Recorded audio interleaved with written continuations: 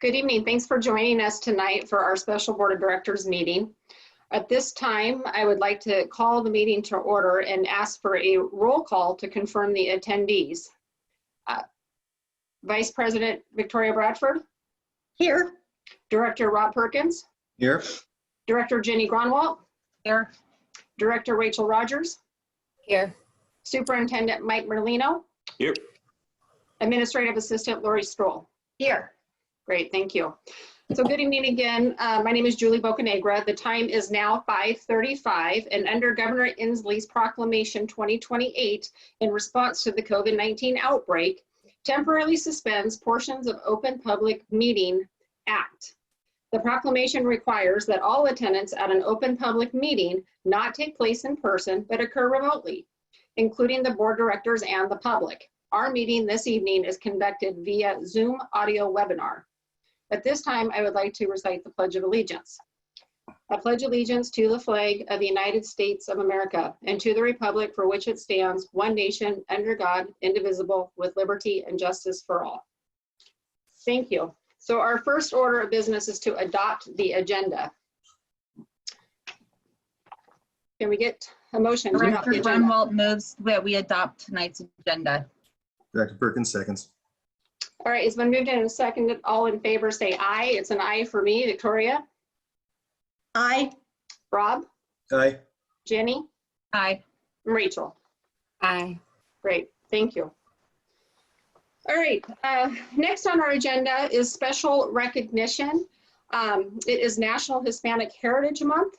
We've been celebrating in our schools, and at this time we have a proclamation that we would like to read. Director Perkins is going to read that proclamation for us. Rob? Right here. Let's see. Okay, an Evergreen Schools proclamation for National Hispanic Heritage Month. Whereas each year Americans observe National Hispanic Heritage Month by celebrating the culture, heritage, and countless contributions of people of Hispanic descent. And whereas the national observance began in 1968, and whereas Evergreen Public Schools honors and values the unique and rich contributions of all community members and strives to create a welcoming and inclusive educational system that is accessible and welcoming to everyone. And whereas the Evergreen Public Schools community is strengthened and made better by the many contributions of Hispanic people who live in our community, and whereas Hispanic people have had a profound and positive influence on our community, and whereas Hispanic people continue to make important contributions to the cultural, educational, economic, and political vitality of our community, and whereas we honor the rich diversity of the people we serve. Now, therefore, the Board of Directors of Evergreen Public Schools does hereby declare September 15th through October 15th, 2020 as National Hispanic Heritage Month, and urge all those in the Evergreen School District to support and promote this observance. Great, thanks, Rob. Any comments or from the school board members? In this proclamation? I think it just, again, it reinforces our beliefs about our wonderfully diverse community and school communities, and that we want to be supportive and inclusive to everybody in our schools, that everybody should feel welcome and safe there. Mm-hmm. Well said, Victoria. All right. Well, we'll go ahead and move along to our board consent agenda. We'll entertain a motion for approval. Director Move for Perkins approval of moved. the board consent agenda from Victoria. Director Grunwald seconds. All right, it's been moved and seconded. All in favor say aye. It's an aye for me. Victoria? Aye. Rob? Aye. Jenny? Aye. And Rachel? Aye. Great, thank you. All right, next on our agenda is the superintendent's consent agenda. So again, we'll entertain a motion for approval. Director Perkins moves adoption of the superintendent's consent agenda. Director Grunwald seconds. All right, again, it's been moved and seconded. All in favor, say aye. It's an aye for me. Victoria? Aye. Rob? Aye. Jenny? Jenny? Oh, Sorry, I muted too quickly. I could see, I could read your lips on that one, but yeah. Rachel? Aye. All right, it's been passed. All right, next up is, what is next up? Superintendent's report. What is Do we next have up? a superintendent's report, Mike? I do. Yes, I do. Thank you, Julie. The first thing I guess I want to lead with is kind of the news of the day, which is the county, the Department of Health put out their updated numbers. We have been, as I've said at every one of these meetings, working with Clark County, Cowlitz County, health department superintendents, looking at the decision tree from the State Department of Health, who's defined high rates of transmission to be anything over 75 cases per 100,000 population in a county over a 14-day period, moderate between 25 and 75 cases per 100,000, and low below 25. We have had conversations with Dr. Melnick, Dr. Krager, where the target had been the 21st, looking at the report this week in terms of case transmission to be the beginning point of time with respect to how would a district end up potentially in hybrid. And last week we filmed a video Q&A kind of interview, myself and Craig from the Community Relations Department. And we talked about the moderate, we need to be in the moderate range. Our MOU with the teachers has us, we have to be in moderate range for 4 consecutive weeks. And after the conclusion of those 4 consecutive weeks, then potentially we could go to hybrid if we were in the moderate range. The reason we had waited until the 21st to look at that was because Dr. Melnick and Dr. Krager felt that that was reasonable from the perspective of potential spikes in cases related to Labor Day weekend, get-togethers, and that type of activity.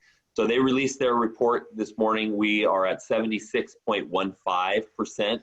So we have very barely exceeded the moderate threshold and are in the high threshold, which basically we had been targeting the 19th. We had looked at the 12th, but the 4-week requirement had the 19th as actually what we were looking at for the hybrid. That postpones that a week, depending upon the case transmission that we see next week, and then the 3 subsequent weeks after that from the Clark County Department of Health. So at this stage of the game, the earliest that we would be in the hybrid range for elementary K-5 would be the week starting October 26th. So the week before Thanksgiving is, not Thanksgiving, obviously Thanksgiving, Halloween actually comes before Thanksgiving, last I checked.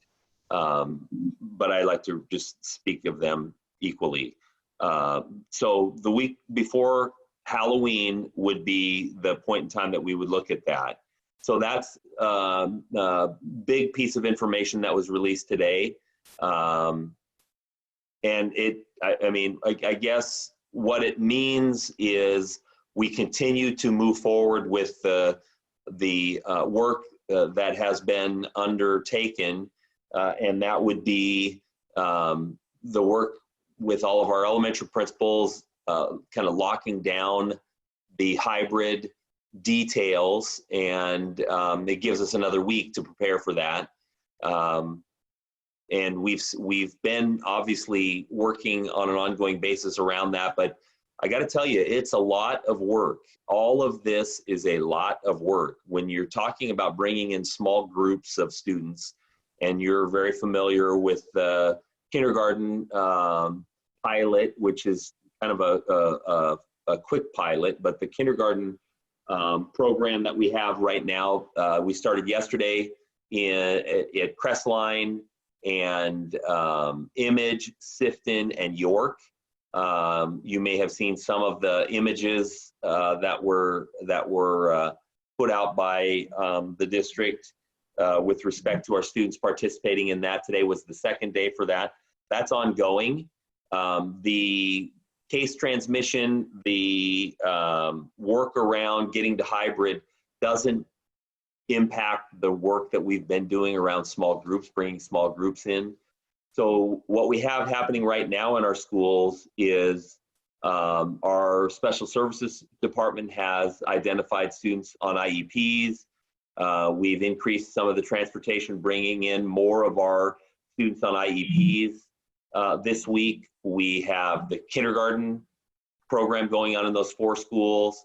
We have some ELL newcomer activities happening in some of our schools, and continued work moving forward on next week, which next week we go across the district. This kindergarten pilot becomes not a pilot, but it becomes implemented across the district in all elementary schools, the groups of 5 or fewer.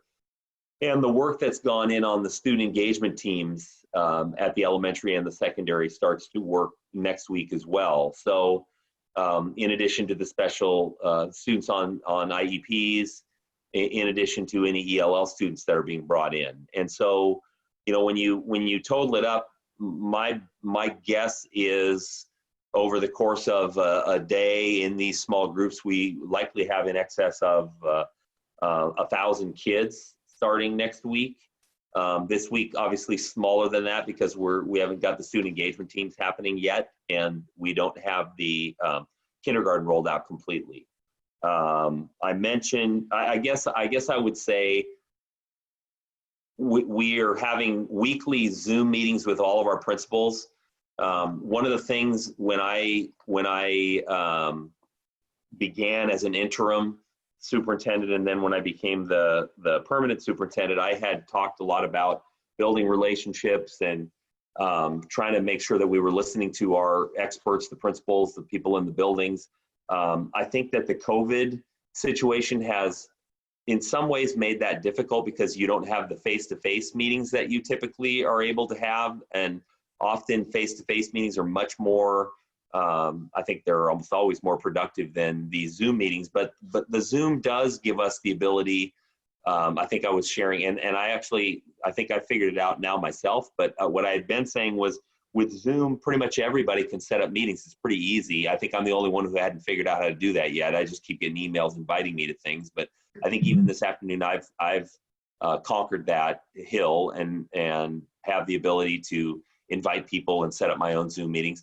So I really want to make sure that we continue with this, listening to our principals, getting feedback. I think we've had a few gaps where we maybe haven't gotten as much information as we may have wanted, but we certainly are working on fixing that. And honestly, it's a lot of work when you're talking about bringing in small groups at the same time you're doing remote learning, at the same time you're planning for hybrid. So I've spent last week and this week, last year I did this a couple different times throughout the year, but I've started it back up again this fall, and that is having individual meetings with principals. I've started with the high schools. I've been to 4 of the 5 high schools. I've been to 4 of the 6 middle schools, and I was at an elementary school today. So I really appreciate the work that's going into everything by all of our building principals. I certainly appreciate the work that's going into everything by our teachers.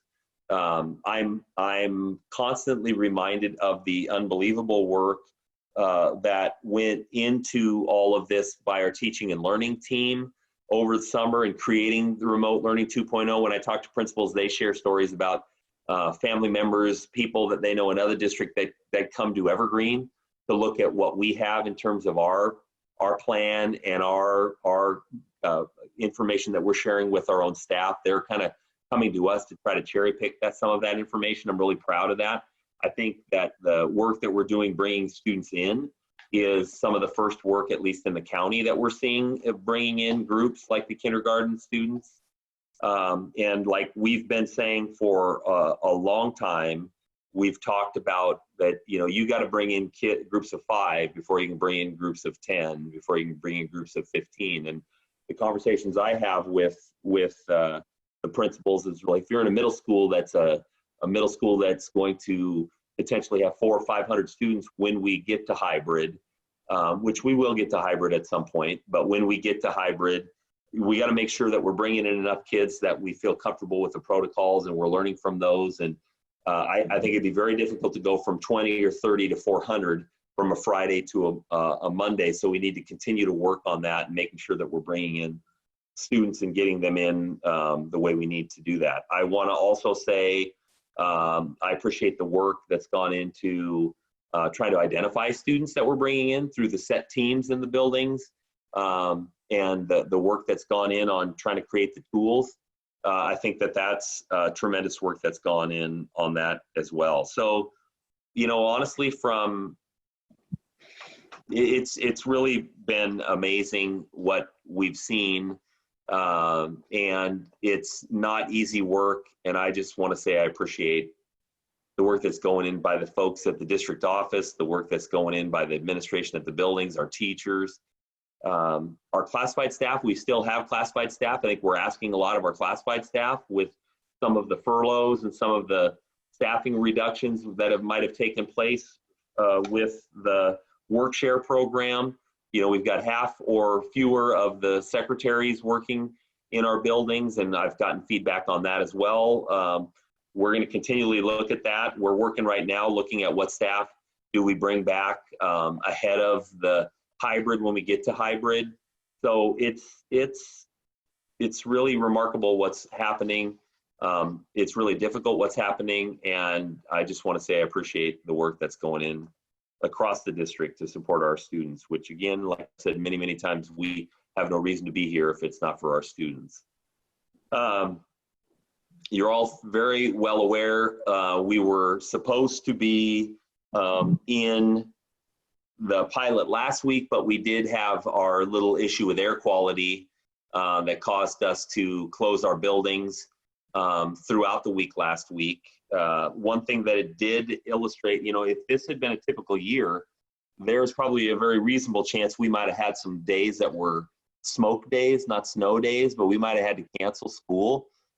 We, at least with the remote learning, weren't in a position where we had to do that. We were able to kind of make that flip from, you know, honestly, just allowing our staff to work from home rather than having them, and they, of course, many of them have that option anyway, but not really losing a step and able to conclude last week's work with the 5 days of instruction with the remote learning. And I think we need to learn from that as much as we can and try to see whether or not there's in the future some way to leverage that. I don't know that we can with respect to the devices, but if there is a way to leverage that when we get to winter days and avoid people having to wake up at 4 o'clock in the morning and drive the streets and try to make the call on snow days, if there was a way to figure out, and we will try to figure that out. I don't know that there is, but we'll work on that also. I want to say thank you to Sue Steinbrenner and Marty Madarietta, our director of maintenance, and for the work that they did in kind of, you know, seeing the air quality, getting ahead of the game, shutting the outdoor air from getting in. I think Thursday before the air had started to kind of go bad, which, you know, some of the school districts I saw stuff from where they needed to make sure that they could open outdoor air back in to get the smoke out of the school because some of that had gotten in. So I appreciate the work that they did. And I'm not saying they're perfect. None of us are perfect. Without question, none of us are perfect. But, you know, the work that they go into trying to anticipate what might happen and getting ahead of that, very much appreciated as well. So honestly, the work that happens on a daily basis is those 3 things: how do we serve our students in small groups, and how do we work to increase the numbers, following the protocols, following the safety guidelines, doing the work of building the hybrid program. Honestly, I was talking to a Bill, so it's that, it's the remote learning 2.0 support that goes every day, and helping support our staff with that. It's working professional development. Clarissa's leading groups of equity training on courageous conversations. It's working with that. It's implementing, in some cases, new communication systems, which we're doing as well, training staff on how to use Remind, which is a new communication platform between our staff and our parents. So I really hope there isn't any question out in the community or on the board or with our parents about the level of work that's going in to try to support their students, because it really hasn't stopped from the day that we closed March 13th of 2020. We have worked literally every day, and people haven't gone home. People have been at work this whole time, trying to figure out the best way to serve our students and keep our students engaged. And all the while we're doing that, we're doing our best to make sure that we can follow safety protocols and safety guidelines and bring our students back. And I guarantee you, every day, we're criticized for doing literally everything we do, because there's people that don't think we should be in hybrid. There's people that think we should be in hybrid. There's people that think there shouldn't be remote learning. There's people that think we should have nothing but remote learning. There's people that think it's not safe to have small groups in. Nothing that we do isn't under a significant microscope, and you all know this because you are too. You see the emails. But why we do what we do is because what we think is what's best for our students, and that never stops happening. And I hope people never question that. So with that, and I would also say that we'll keep the criticisms coming, because the criticisms help us stay sharp and help us get better. Lori, who's on here, did a wonderful job of taking some things that I just was saying in meetings and creating a poster, and you may or may not have seen it if you've been in, but it's that we should work hard every day. Everybody, not just us on this Zoom, but everybody that works in our district for kids should work hard every day. Every day we should work to get better at what we do. Every day we should hold ourselves accountable. So these people that criticize or they raise questions, they're holding us accountable, and that's okay. We should every day do our work with integrity, and we should every day do what's right for kids. And I feel myself comfortable every day that I can go to bed knowing that I've done that. And we all have issues we're working through. There's no question about that. But I think if we can all kind of look at the end of the day, have we done these things? Are we doing what we think is best for kids? I think we're doing the right thing. So I'll leave it with that. And if there's questions anyone has, feel free to ask. I have a question, or I don't really have a question. Can I clarify? I was just kidding about that. Oh, brother. So I actually don't have a question. I have a comment, a complimentary comment. I had someone that I know personally. He is some kind of an engineer that has to do with HVAC systems. And he went on our website and saw what we're doing as it pertains to the air quality and our systems. And he couldn't believe it. I mean, he actually is in charge of 3 big, huge tower buildings downtown Portland. And he said, we're way above what they're doing in those buildings. And he said, it's pretty impressive to see what the district's been willing to do. So I felt really good about that. So I wanted you to know that. I really appreciate that. And I see, I don't see it. Sue just said, do you like how I turn my camera on? She texted me. I don't see you, Sue, but I think that she should turn her camera on, because what you're talking about, that's a tremendous compliment for Sue and the work that our folks are doing. In terms of the research that goes into what we should be doing, Sue will often raise the various acronyms of groups that I don't even remember that are giving recommendations on what we do, the systems we put in our buildings. And I understand that there's all kinds of different perspectives on the systems we have, and we do have some old schools.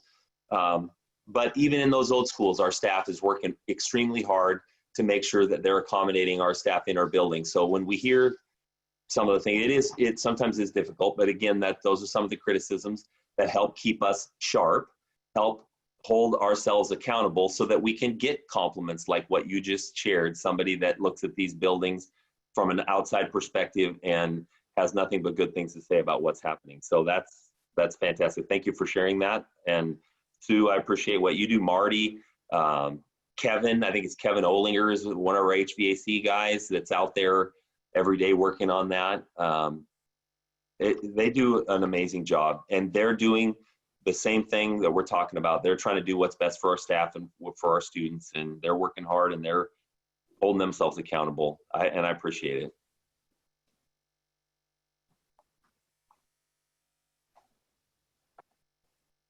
That's it for me. Thanks, Mike.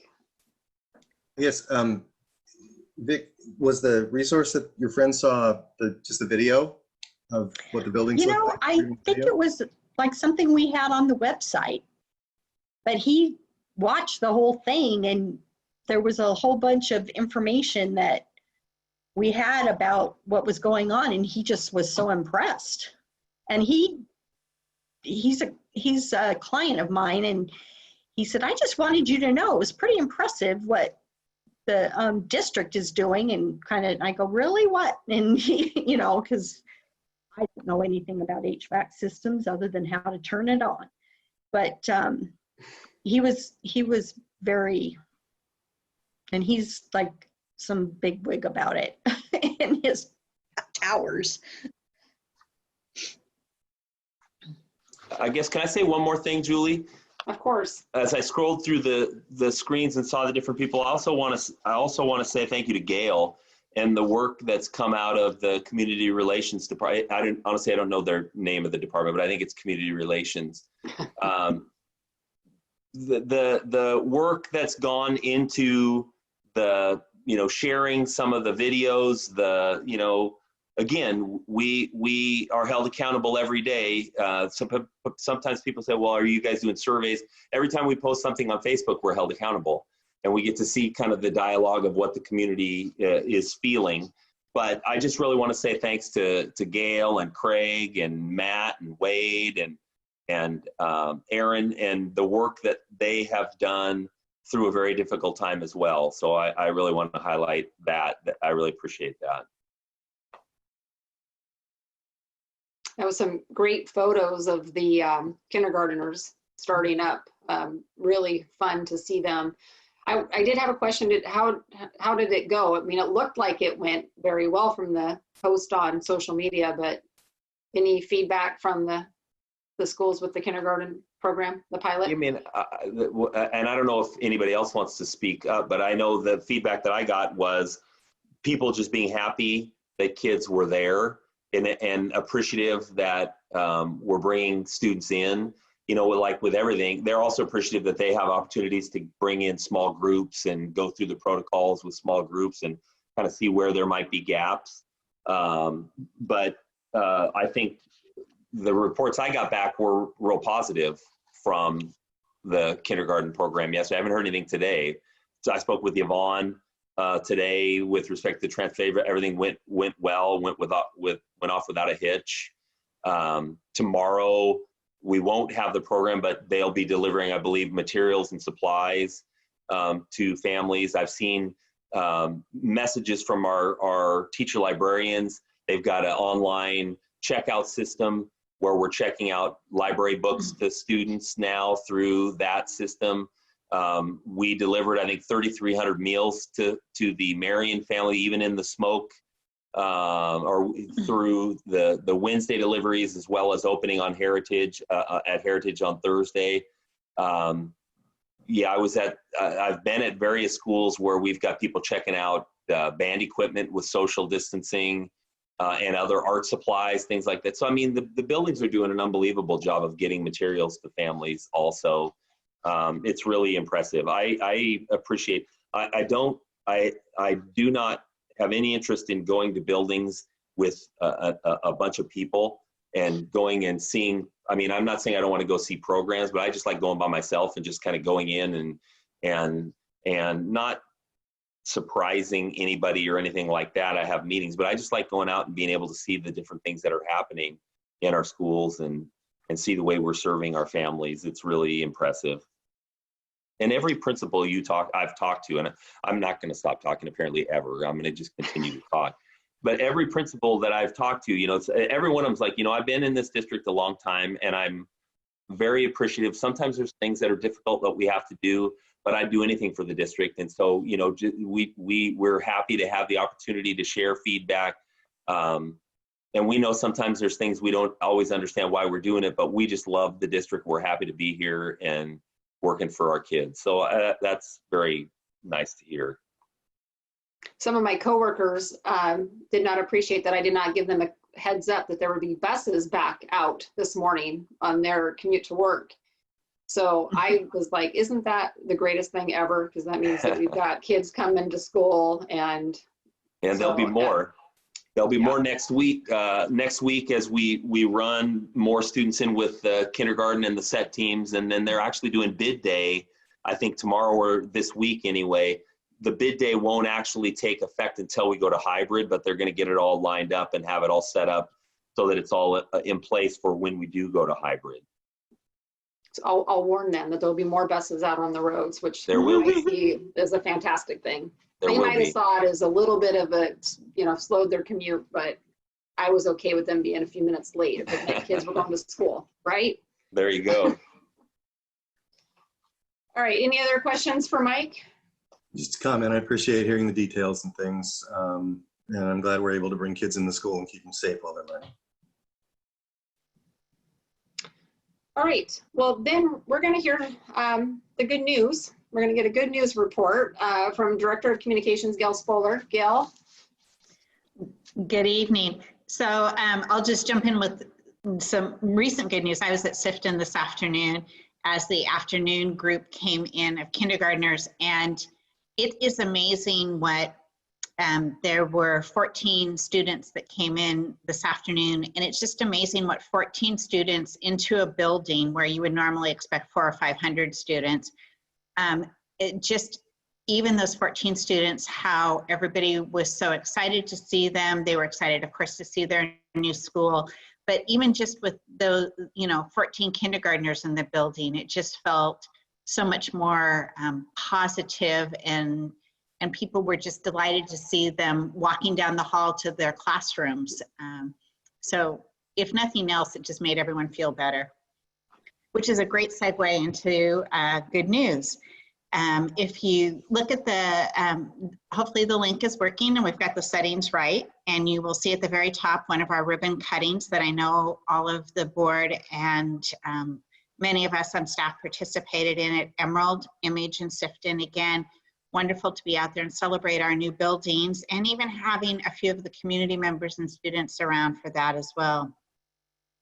As we've talked about, we have been really, the schools have served as a hub for a lot of meals and food and supply opportunities. So you see several of those featured in the next section.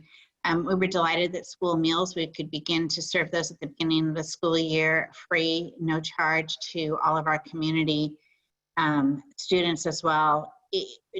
I know that Child and Nutrition Services was all set to have the program go up like you would while school was going on and collect money or have the frame reduced, but it really streamlined a lot of things when we were able to extend the free meals.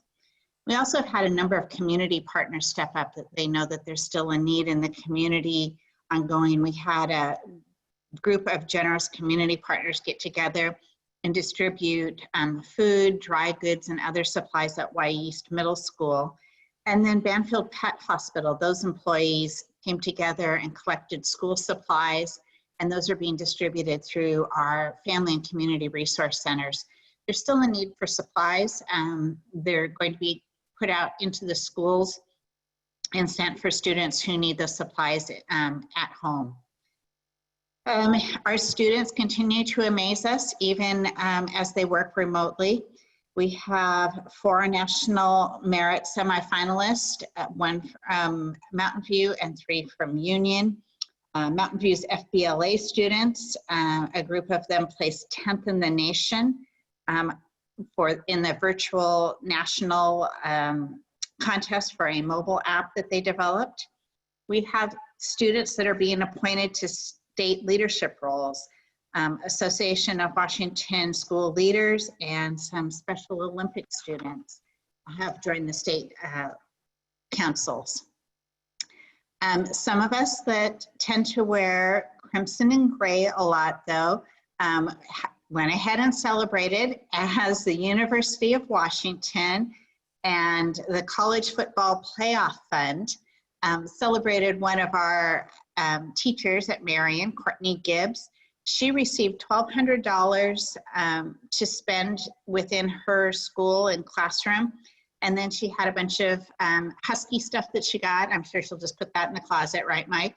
Yes. And then she also even had the UW Husky mascot on the Zoom call, and you'll see photos there where she's being celebrated. And then, of course, we went out and we celebrated our first day of school photos, and you'll see a variety of collection of those where our staff and our community really did want to make sure that our students knew that the first day of school is a big deal. They were welcome back in, and it was time to celebrate and get ready to learn. So there you go, a little snippet of good news from around the district. Thanks, Gail. I think it's really important that, you know, even when, like, as Mike mentioned, there's so many things that, you know, we can be criticized for, you know, there's so many opinions out there about what's the right thing to do, that it's really important that we share all the positive things that are happening, because there are lots of positive things that are happening within our district. So we really appreciate the story that you and your team are sharing with everyone. Glad to do it. All right. Mike, I guess we're up for a budget update. Yes. So what I want to first say is we are continuing to work on closing the books for 1920. We had started the year with approximately 23 million in fund balance, and we had built a budget expecting that was going to be reduced a touch, potentially a couple million or thereabouts, 1.5, 2 million. And that's after we had gone through a budget cutting process of approximately 11 million in the spring of 19 for the 1920 school year. We flash forward, we have the closure. I've been saying for a while, we believe that our fund balance was going to be higher because of the closure, and that would help us as we address what we expected 2021 and 21-22 to be potentially problematic. And I expect that is going to happen. We are anticipating maybe an ending balance of around 28 million, somewhere in that range. I think that's kind of what I've been saying, 26 to 28 million. And I think that might be on the higher end because we'll probably claim maybe up to 2 million in CARES money, the federal CARES money. We were allocated approximately 4.9 million. We will claim up to 2 million for 1920. And we will claim the balance of that in the 2021 school year. We had budgeted for the whole amount in 2021, but I expect that we will be somewhere around the $28 million range at the end of 1920. That will help us then as we move into the 2021 school year. One of the things that's interesting, that Rob was part of this, and certainly Victoria was part of it as a board member.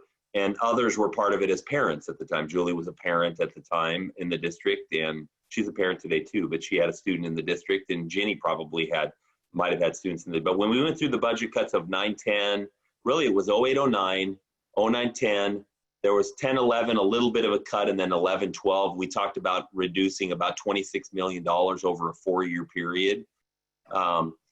And I hadn't really thought of this until somebody mentioned it to me, but the very first thing that we dealt with when I was put in as the interim was a budget reduction. And that was about an $11 million reduction that we went through. A similar process, I think a better process, honestly, than what we had in those earlier ones, but a similar type of process. And then we built the budgets for 2021, expecting it's just going to be, well, we didn't, we started this when kids were still in school. So when we started it, we expected a little bit of an enrollment decline, but there's some kind of natural reductions that go with an enrollment decline that then became a pandemic and became a major enrollment concern. But the enrollment concern really wasn't something we could address until we actually knew what what students would actually show up. We did get ahead of that with some of the proactive reductions we made with classified staff. I think that was unfortunately the appropriate thing to do. Unfortunately, obviously for our staff that are struggling with the types of impacts that those reductions have on their lives. Again, happy that we were able to furlough rather than go deeper than that, so that our folks at least have insurance. We obviously want to bring our kids back as soon as we can, not for financial purposes. I've had people tell me the only reason we want to bring kids back is for money, so we can bring our staff. No, we want our kids in because we really believe our students can safely be served on site. But the reason I say all that is when you look at the enrollment, we talked in the first meeting this month about, now we flipped to 2021, anywhere from an 800 to 1,000 student decline. But the big caveat here is, what does enrollment look like as the year goes on? So when we're talking about an 800 to 1,000 student decline, that's kind of looking at historical changes where elementary generally grows throughout the year, middle school stays relatively flat, and high school kind of declines. So we have to see how that all works out. But if we do have a 800 to 1,000 student decline, we're talking an $8 to $10 million reduction in apportionment for basic education. With that, our special ed funding is based upon percentage of your basic ed enrollment. We were right at the 13.5% cap for special education. So if we were to drop 1,000 students in basic education, what that effectively means is 13.5% of that 1,000 students, or 135 special ed students that we will continue to serve, we no longer receive funding for those. That 135 students is probably approximately another $1 million-ish. Then you have the transportation things that we've talked about. One piece of maybe encouraging news with respect to transportation is that there is legislation, and I will talk about it now rather than wait till the legislative update, but there is legislation that's being drafted that would allow for funding some of the things that the governor put in his proclamation, which was to say you can use your transportation fleet for delivering materials, which we're doing, and you can use your transportation fleet for delivering meals, which we're doing. But both of those things, we're doing them because it's the right thing to do, not because we're trying to generate funding, because as it stands right now, there is no funding for those things. We won't receive funding unless this legislation is passed. With the delay of going to hybrid, now you're pushing out, the earliest that you might be in hybrid is the week of October 26th. That's after the fall count date. So the expectation, and again, we weren't trying to do anything because there was a fall count date. It just would have been that we would have been able to receive some. We'll still do whether it's the week of the 26th, whether it's the week of the 2nd, whether it's the week of the 9th, whenever we get to hybrid and it's appropriate, we will run our buses and we will pick up kids and we will have bus drivers, and we likely won't get funded for that. So until you get to the spring and the winter and the spring counts. But I think it's reasonable to expect a $3 to $5 million reduction in transportation revenue. So when you save this 8 to 10 million, 1 to 1.5 maybe in special education, and 3 to 5 in transportation, we're talking a $12 to $16.5 million reduction. And this is my second year in the position that I'm in. The first year, second full year, 19, 20, 21, we went through reductions of 26 million over a 4-year period. If we hit that high end of 15, 16 million, we will have reduced more out of our budget in 2 years than we did in 4 years. And the second year having had to do that in a time that didn't allow for conversations with the community and forums, because every day you delay in making reductions is one less day that you have to potentially save funds. So I do think that we're trying to be proactive and address any kind of budget issues. It's extremely early in the year for us to start to get a sense of what the, we have an idea of what the savings are, but to start to get really to the point where we're comfortable in saying this is what we think we're saving by this. But, as we did last year, I believe we'll see some savings in substitute costs. We'll see some savings in obviously the reductions that we made with classified staff. We've had some certificated staff ask out of their contract that we've allowed that to happen. So we've made some changes to address the impacts, and we're just going to have to continually watch this. It usually takes maybe 2-3 months, even as many as 4, to start to see the patterns of the way we're spending money in terms of payroll. Most of what we do is pay people to work with kids. And so as we start to see some of those patterns show up, then we'll start making, as I have every year, our estimates for where we think we're going to be. Overall, Thursday is the state revenue forecast. So we'll get an update. Again, the most recent information had been over a 3-year period, an $8.8 billion shortfall. I think this revenue forecast, my understanding is they've had an increase in revenue. I don't know if that's a one-time increase or that's something that is sustained over the 3 years. I think a $900 million. So even if it's just $900 million, the $8.8 billion has maybe gone down to $8 billion. If it's something that they forecast higher revenues in the first year, which means more in the second year, the third year, that could help us as well. And they haven't, in those $8.8 billion revenue shortfall figures, they hadn't built in any kind of reductions of expenditures based on enrollment hits, which I think we've seen across the county. What we're seeing in Evergreen has happened in other districts in the county, so I would imagine that that's happening in the state. So I say all that just to say, I really believe that we've been proactive to try to get ahead of it, whether that was through hiring freezes, whether that was through some of the furloughs, whether it was some of the decisions we've made with cert staff, which have been difficult decisions and impacted our teachers in many ways. I ran into a Title I interventionist at Pioneer this morning or this afternoon. And she's stepping in and doing a tremendous job working with in an opening in their kindergarten. So we're asking people to do all kinds of, almost everybody's being asked to do something difficult and outside of their comfort zone. And it's with the idea of serving our students, but also trying to, at the same time, address this significant revenue shortfall that we have. And we'll continue to update you every month, and we'll talk at probably almost every meeting. We'll have some conversation about this, and we'll start to get narrowed in on what we think the true impacts are going to be in terms of revenue and expenditure reductions to offset. That's all I have.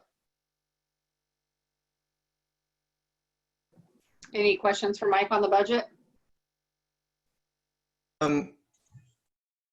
Maybe a little wonky, but did the pandemic impact safety net funding at all for special education?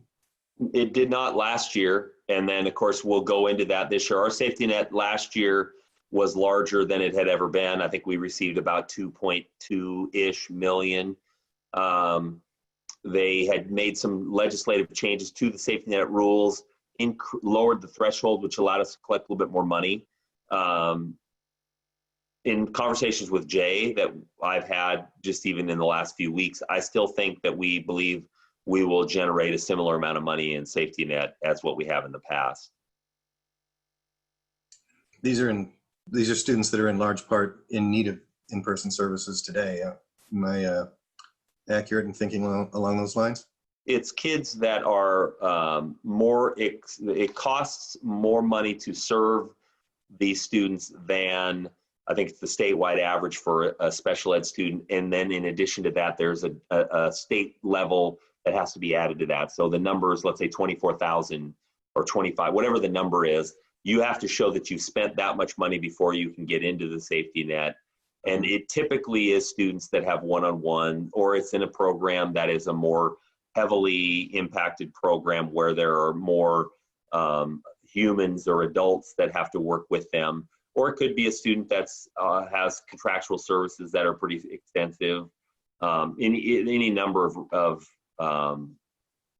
reasons to impact. So, you know, depending upon those situations, the longer students stay away, potentially that could impact that. But I think a lot of these students we're trying to bring in because they have more significant needs. So it might not be that we would get the full amount that we have in the past, but I'm sure we'll still receive some amount. Okay, thanks. Yep. All right, any other questions for Mike on the budget? All right, next is board comments. Any comments by members of the board? Anybody have anything? Yeah, I just hate to go first.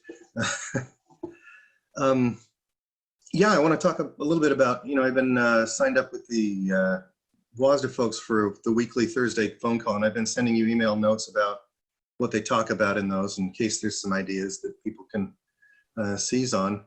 In the last call, Logan Endress at WASDA actually called me and asked if we had a student available to talk about the first couple of weeks of remote learning, and Jamie Brown Silva at Heritage High School agreed to go on with directors from 80-odd districts and senators from the state legislature and, you know, a lot of people, and describe what the experience is like to be in a house where you're a band kid and running Start and with siblings who are trying to get remote learning done.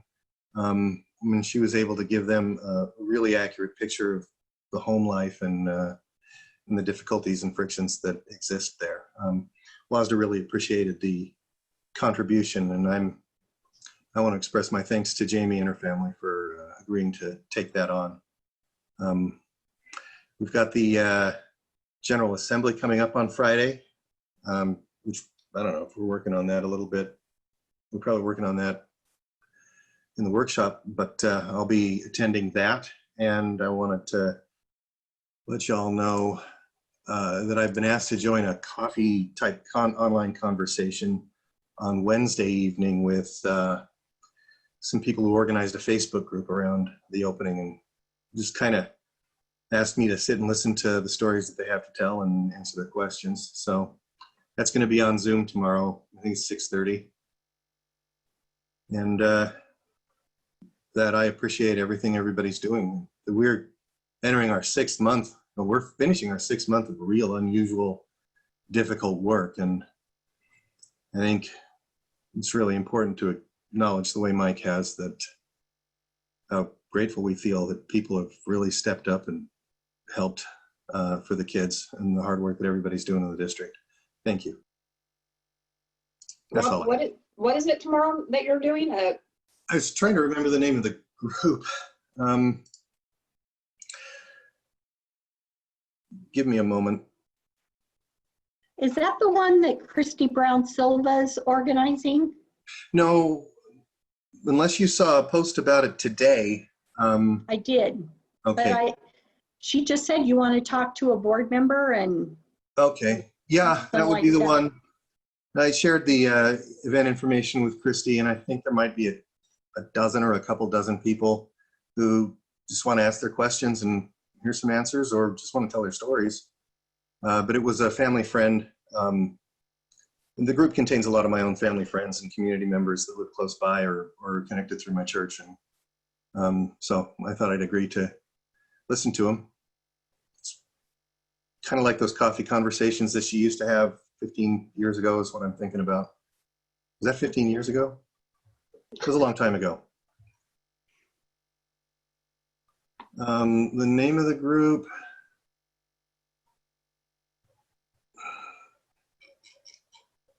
Well, I regret not being able to remember the name of the group off the cuff. That's okay. I was just Something I was like just curious. Fall Learning Collaboration for Teachers and Educators. That's the name of the group. And it was started by a parent who had some teacher friends and some other parents. And their kids span a broad spectrum of student needs and wants. And so I expect to hear a lot of opinions. All right. Thanks, Rob. Yeah. All right, anyone else with board comments? No? All right, well, I'll be joining Rob. Well, I won't be joining Rob because we're going to be doing the legislative, well, it's not General Assembly remotely, but not together. So we'll both be on the call, but it'll be separate. They've sent me the delegate credentials, so we'll be able to vote. And Yeah, talk about Rob that. will be voting on our behalf.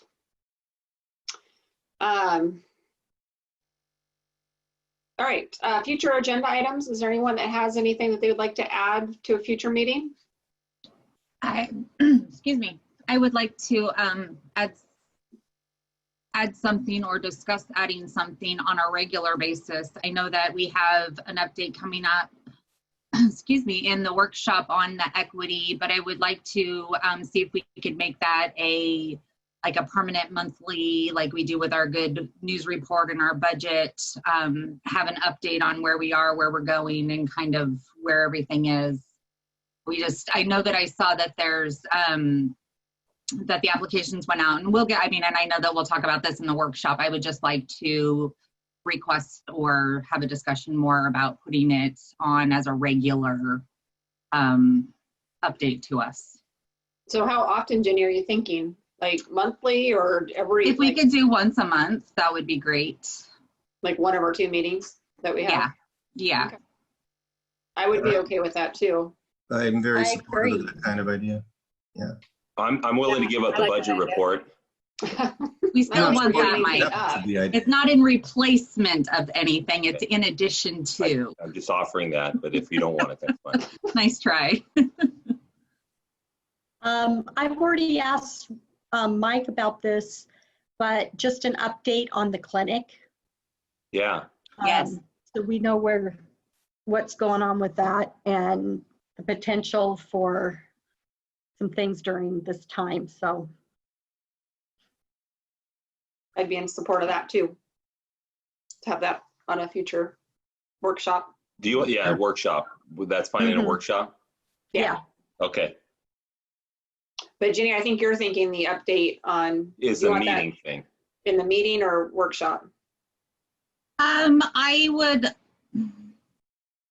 I think right now, because we're still like moving through it, having it once a month in our workshop. But I think once we kind of get, more of the ground covered under us and getting through our audits and getting on a plan, like once we have our plan and our going forward, then maybe we could have that in the meeting where it's just a brief update as to kind of where we are, where we're going, and kind of what's going on. But for now, I would like to see it as a conversation in a monthly workshop, if that's not too much for you guys. That's no I know problem. sometimes our meetings run late too, but it's really an important, and I just don't want us, I know we're not going to forget, but there is a lot of stuff going on, and I just want to make sure that we're continuing to keep that, at the top of the list as well. How That about sounds good the to me. first meeting of the month, since we have the budget update and the good news report on the second meeting? What if we did the first meeting of the month for the equity update? That works for me. Clarissa, Mike, is that okay with you guys? Not Works? with me. All right. Thank you. Great. Okay, good. Those are 2, well, both of them are important that we follow up on, because I know, like Victoria, what you mentioned, the clinic, we haven't had an update on that for a while, so that'll be good to get an update on that too. All right, anything else? Okay, we're gonna go ahead and move on to citizen comments. This is an opportunity for people to address the school board. It looks like 1 person signed up by the new deadline today to speak during citizen comments. Robert Joy. He wanted to speak to us about technology solutions for students. Lori, is he joining the call? I am here. Oh, Robert, hi. Will you give us your name and address, please? And then just a reminder that you'll have 3 minutes to address the board. And keep in mind that since it's not part of our agenda, we won't be able to necessarily respond. Okay, but somebody will follow up with you. Okay. Robert Joy, 2319 Northeast 160th Loop. I had two kind of ideas or thoughts that things that are causing problems with my kids. I have a 3rd grader, 6th grader, 9th grader, 11th grader. 2 of them have IEPs. 1 of them is an Excel student. So I have lots of range of difficulty with dealing with technology. Some of them are great, some of them hate it. And is there a communication with teachers has been a struggle for the students and for me. And I was wondering if there's some kind of like maybe an instant messenger program or something that would be better served that we could communicate more quickly, because sometimes it'll take hours for a teacher to respond, which can make sense if they're busy, but it would be nice to get a little bit quicker response or a, hey, I have a quick question, let me shoot that off. And also when the students get emails, they get hundreds of emails a day because they'll have an email for everything that happens in Google Classroom, and it's just very cumbersome. And so my special education students on IEPs can't filter that many emails. They don't know which ones to look at. It's just really difficult for them. And the other thing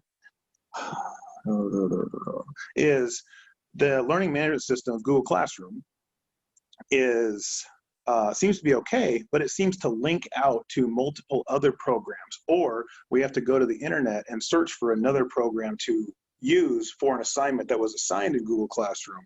And that also causes a lot of frustration with the kids because they're like, well, I went to Google Classroom and clicked on it, but it still won't let me do it because this is like the sample. I had to go to the internet and find it a different way and then log in, and then it worked. And so things like that are causing a lot of struggles with the kids. Is there any other things we can do to make it more streamlined for the kids, especially when it comes to Google Classroom and the learning management system itself?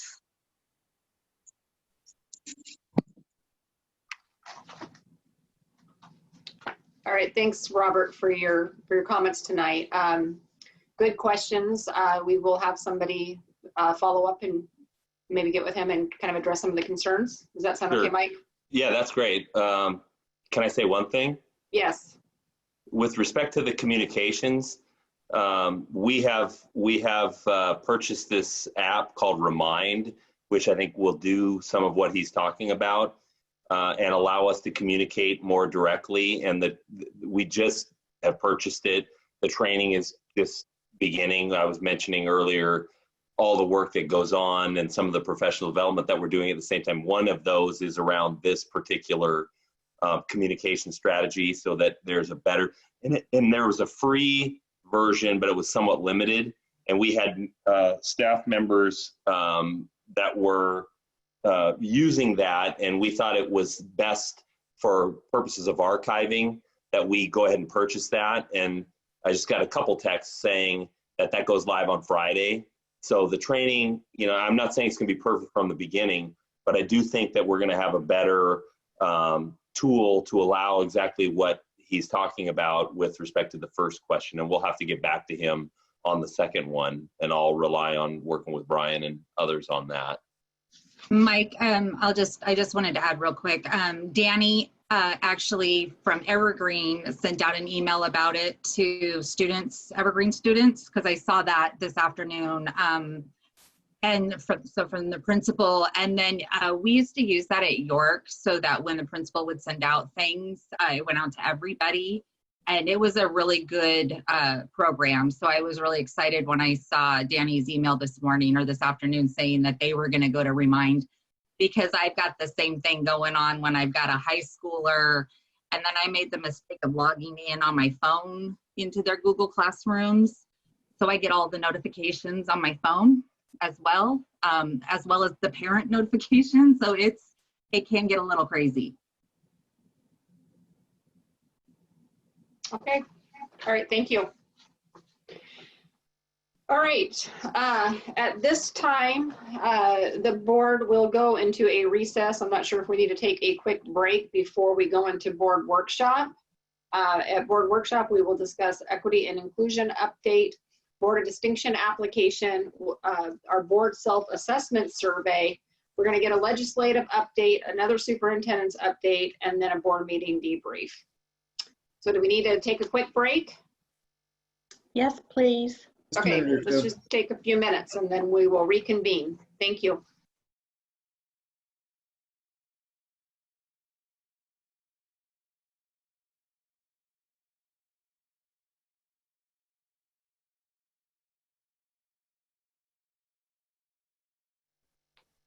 All right, are we ready? Yep. All right. So, all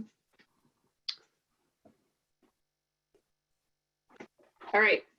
Clarissa, are you going to give us the update for equity and inclusion? Yes, ma'am, I'm ready to do All right, that. thank you. Okay. So I'd like to start with the professional development that Mike mentioned earlier. To date, we have successfully provided professional development to approximately 300 of our Evergreen staff.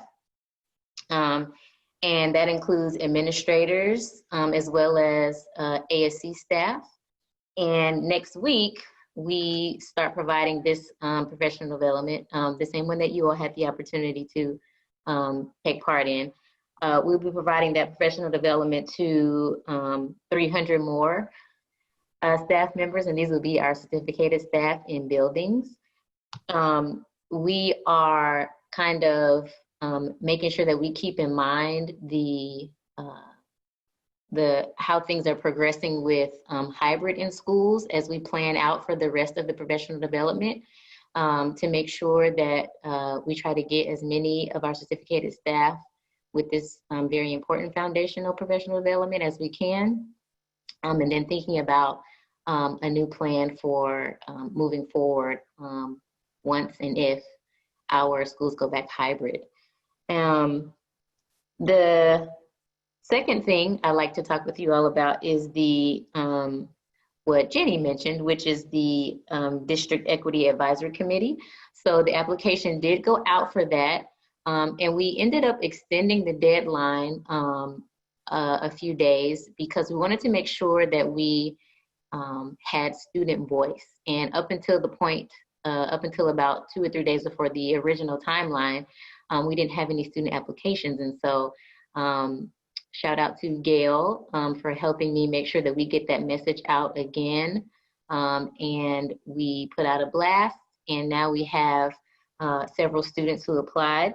So to date, we have 96 surveys completed for interest in being a part of the committee, and 59 actual complete applications. And what that just means is that there's the survey piece that applicants will fill out, and then there's an essay where they talk about the why behind why they like to do it, and what skills they feel like they bring to the table. And so we have 59 complete applications for the committee, 8 of which are students' applications, and 51 are adult applications. The selection process for the Equity Advisory Committee will be a blind selection process. And what that means is I've had some help with Bridget, my secretary, and what she is doing, because I haven't looked at the essays either. I'm making sure that my own bias doesn't creep into the selection process. We are removing the names from the essays and only leaving the information that would have to do with their the subgroup that they may identify with. And then we are using a scoring rubric to score the essays with just that. And then we'll use the scores as well as making sure we have representation from our different stakeholders and subgroups to select the final committee. A part of that selection team will be myself, some other members of cabinet, as well as a member of the board and a member of the EEA equity team. They will also be helping with the selection of the participants or the committee members for our advisory committee. The audit is in full swing with a survey that went out to building administrators on yesterday. So there's two big buckets that the audit is looking into right now for phase 1 of the audit. And the first one is the recruiting, hiring, and retention of a diverse population for our district. And then the second bucket is student outcomes. And so administrators and buildings received the survey asking them about their input on the recruiting, hiring, and retention practices as they are a part of that process. And so they'll be giving their input on that. We're still looking at a end of November final report for the board to share with you all the results, if you will, the information that we obtained from the audit, and we're still on track for that. Let's see. Want to make sure I don't miss anything. So that's what's happened up until this point. The next big thing that we're looking forward to are the community affinity group sessions that we're going to hold. I want to make sure that we have the Equity Advisory Committee in place and have had at least one meeting before we begin those sessions, because I'd like for the committee members to also attend and be a part of those sessions as well. And then I'll pause here because I actually have a question for the board. It's not an update, but it's just a question I want you guys to be thinking about or to answer for me right now if you could. But are there any questions about any of the items that I have, presented to you thus far as the update goes? Larsa, just real quick, when do you expect to have the members picked and ready to go? So it closes today. Okay. And yeah, it closes, and I'll make sure, all the way until, 11:59. But I'd like to have the members selected or at least narrowed down by mid next week. I say narrowed down because we might have some ties. We have to do some calling. But mid next week, I'd like to have the members selected for the committee. That's soon. It is soon. So there's work to do between now and next week, mid next week. Yeah, we have 58 essays to read.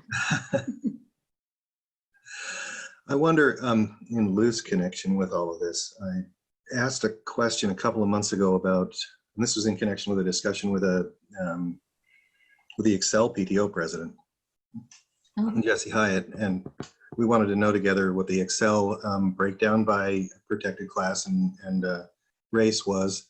Mm-hmm. And I got some information back from Mike about that. And this is more a question for both of you, is that if we have that kind of data for one program, and Excel has a program code in the budget, mm-hmm. Is it possible to break out each of our program codes, Excel, sports, ESB, you just kind of name them and they each have a number in the budget, and see that racial breakdown data, kind of the way that CTE breaks out its data when it reports to us.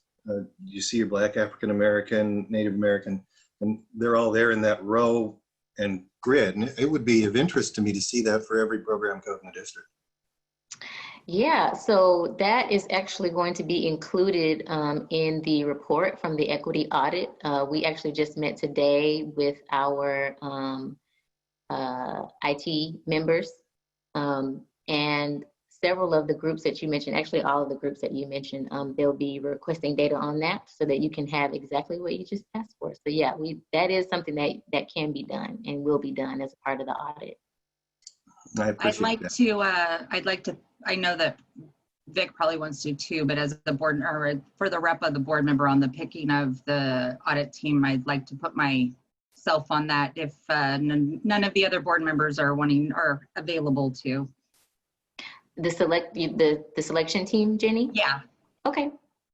If you still need a board member to do that for you. Okay. Yeah, I'm just going to take myself out of the running because of General Assembly. There's plenty for us to do, and I'm essentially not, sadly, available to help you with that.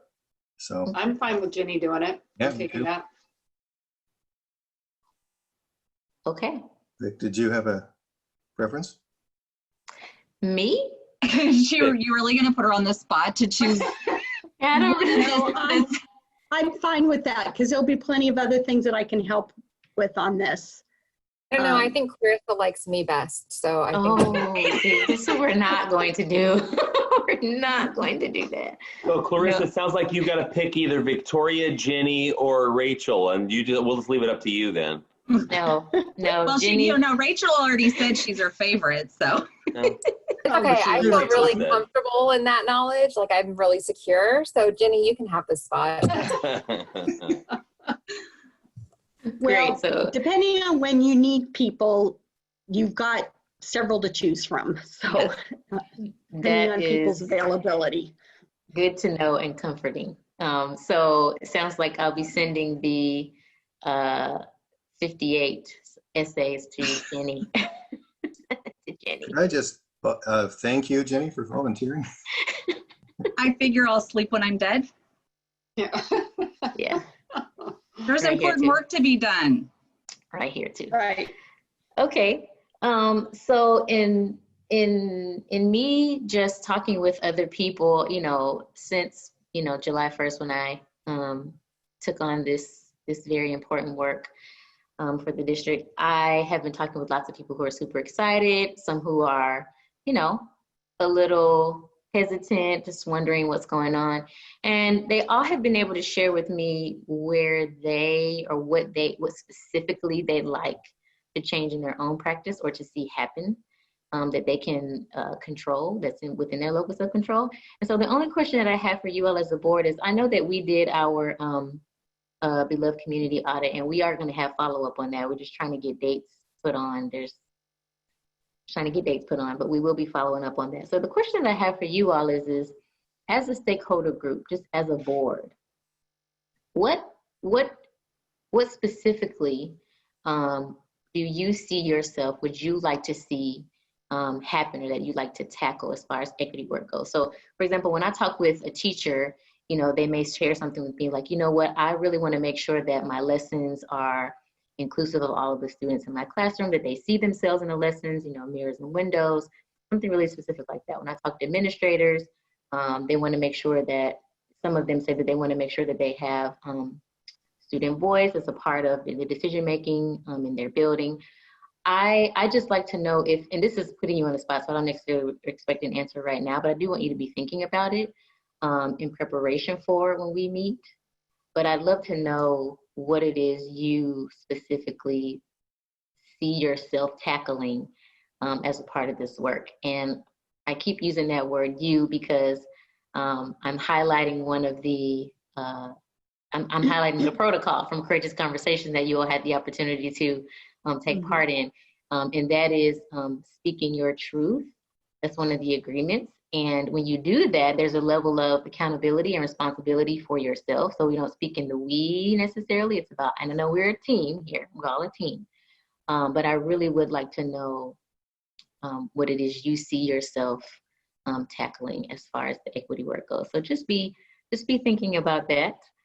Because when we do finally get the opportunity to dig into the results from the beloved equity audit, as well as the audit from Ed Northwest, that will surface. And you can be really, really passionate, overly passionate, which is great, when you have that level of accountability and responsibility for yourself, so that the work can continue even past you, because you'll put things into place to make sure of it when you have that kind of passion about it. Clarissa, I can go ahead to just give you one thing that I'm very interested in, and then I'll think about it some more in case there'll probably be some other things. Okay. I am very, very interested in seeing how and helping facilitate the idea about curriculum that is more authentic to truly what's happened in our true. history, our truth. Yes. I want curriculum that our students see themselves in and feel connected to the history of their culture. I don't know what all it entails. I'm just telling you, I'm just very interested on the curriculum aspect of it. Mhm.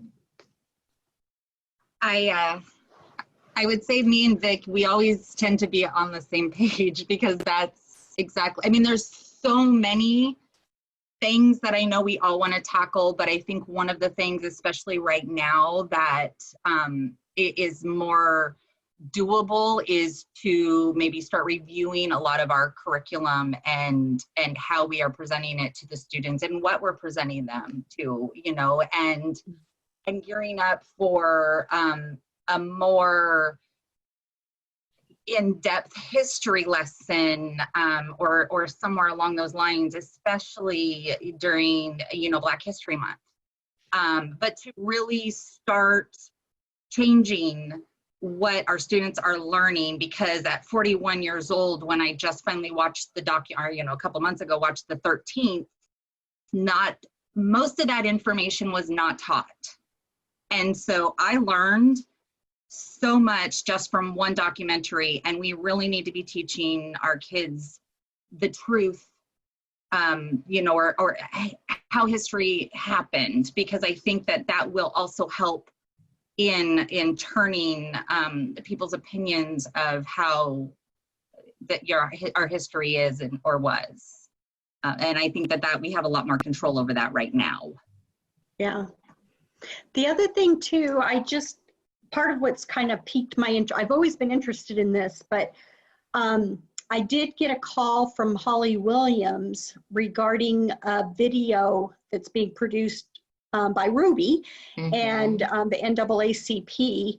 And so at some point we need to talk about that and how that can work into our student curriculum and things like that. So what do we have available that can be, because one of my dreams has always been that it's not about Black History Month, or it's not about like this month with our Hispanic students.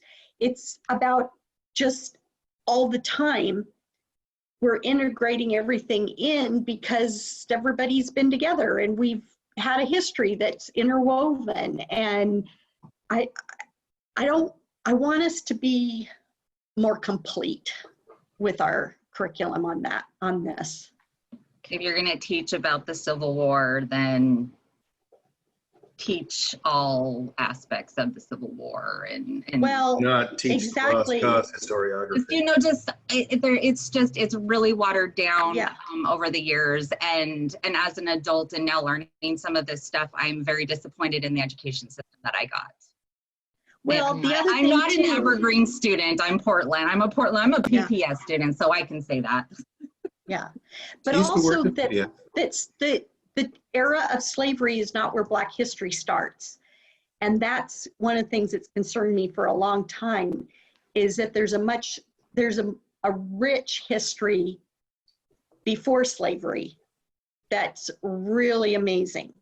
And it's the same, I mean, that's what we need. Our kids need to know more than just, we started out as slaves and now, you know, we can't ignore that history, but there's so much more that I think is so positive and really interesting that all of us should know more about. So anyway, sorry I took on a tangent. No, so here's what you just did, and I appreciate it.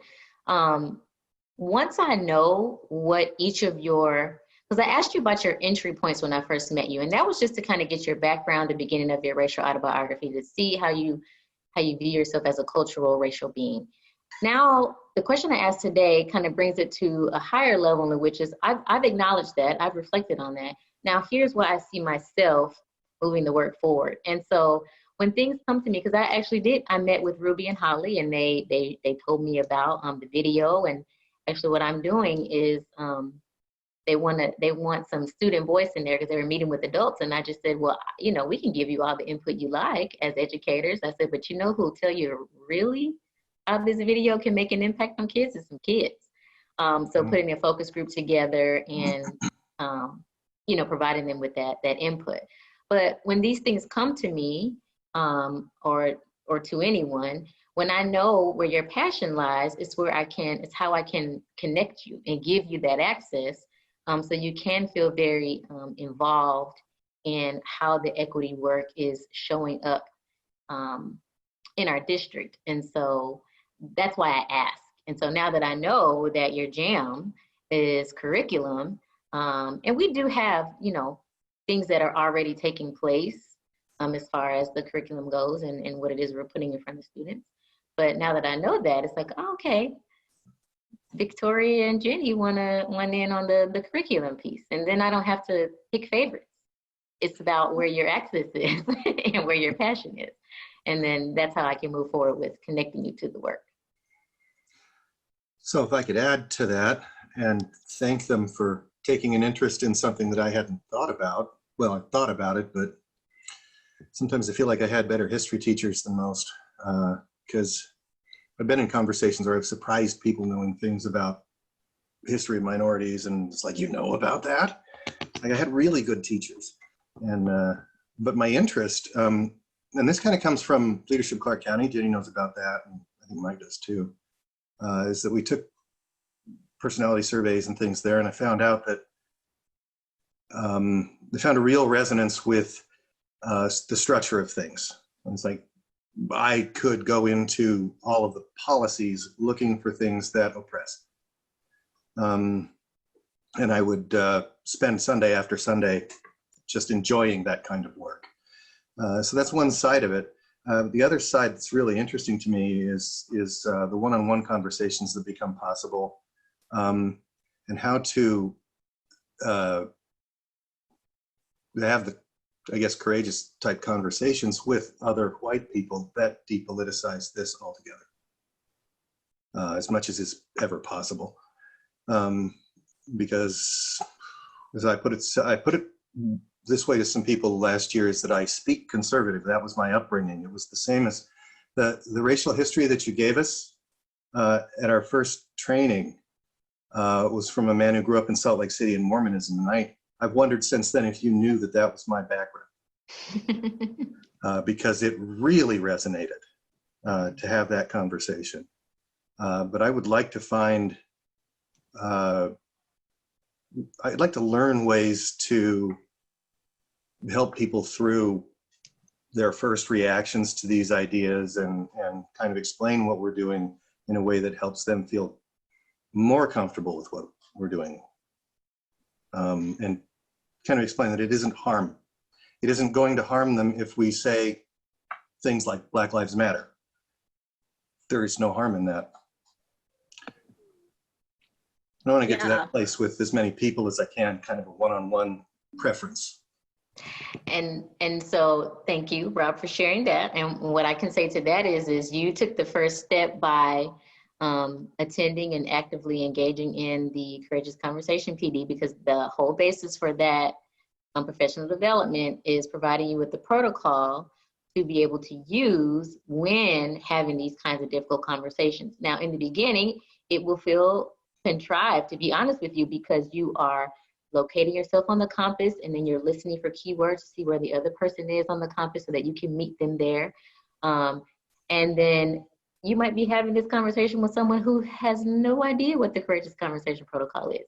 And it doesn't matter, to be honest with you. It is a tool for you to use so that conversation can be productive. And what I will do is the same thing that I did for our administrators and teachers, is that I put, a PD plan together for them to continuously practice using the protocol so that it becomes more second nature.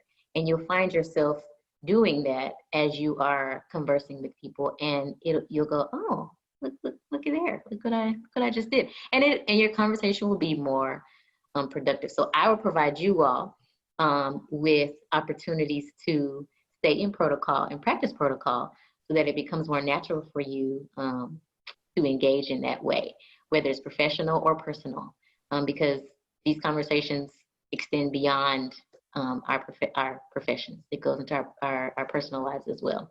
So that's my commitment to you all, is to provide you with those opportunities moving forward. So now that I know that's your jam, Rob, I'll be sure to tap you. A great opportunity for that will be the affinity community groups that are coming up. It won't be one-to-one, but when we break off into small groups to get some input from community members and parents, there you go. There's your opportunity to converse with a smaller group of people and then help them understand better and get their input as well. Yeah, thank you. Well, you also heard that I like it. Sorry, Vic.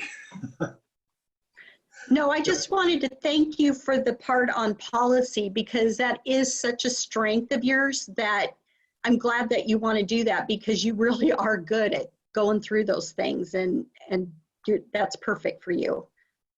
It's that Berkman yellow. That was what I was going to say too, because I always think about the fundamental part of a board is to, set policy, review policy.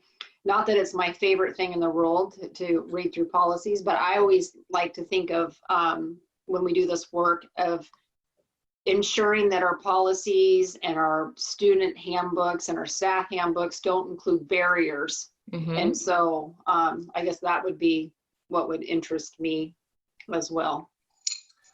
I don't remember if we talked about this, but our last breakfast with the board, the one at Legacy, when we actually began talking about race with the kids, exposed, it was real revelation how open they really wanted to be about race.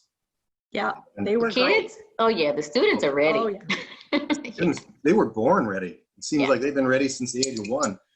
Yeah. And kids are ready. I really would like as many different opportunities about that as I can, just to listen to them and reflect their ideas back. And I think they have solutions.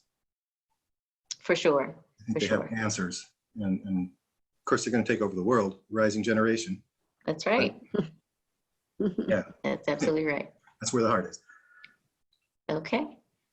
So I actually thought that Rachel was going to say policy. But maybe not. Do you have, no. Okay. I'm not your favorite anymore because I said that. I'm sorry. No. Policy. No, policy's not my favorite. Okay. It's not your favorite. You're an appellate attorney. No. She wants to do something different. She wants to do something different. Oh yeah, I get that. Think about that, because seriously, just because you are good at something and that's something you do all day doesn't mean you want to do it forever. So I get that. Right, exactly. If you have something else that interests you, I'd love to know so that I can keep you in mind as those things come up.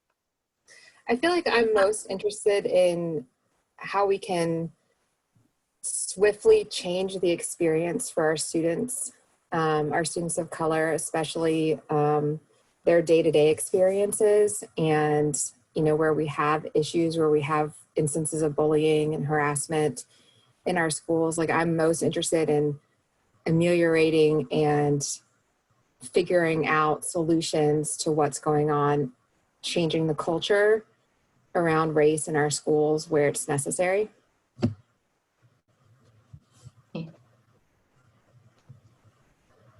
Excellent. Okay, I'm just writing. I'm sorry. I'm just making sure I get everything down. Rachel, would that also include things like our restorative practices and things of that nature? Yeah, I think so. That's what I thought you would go for.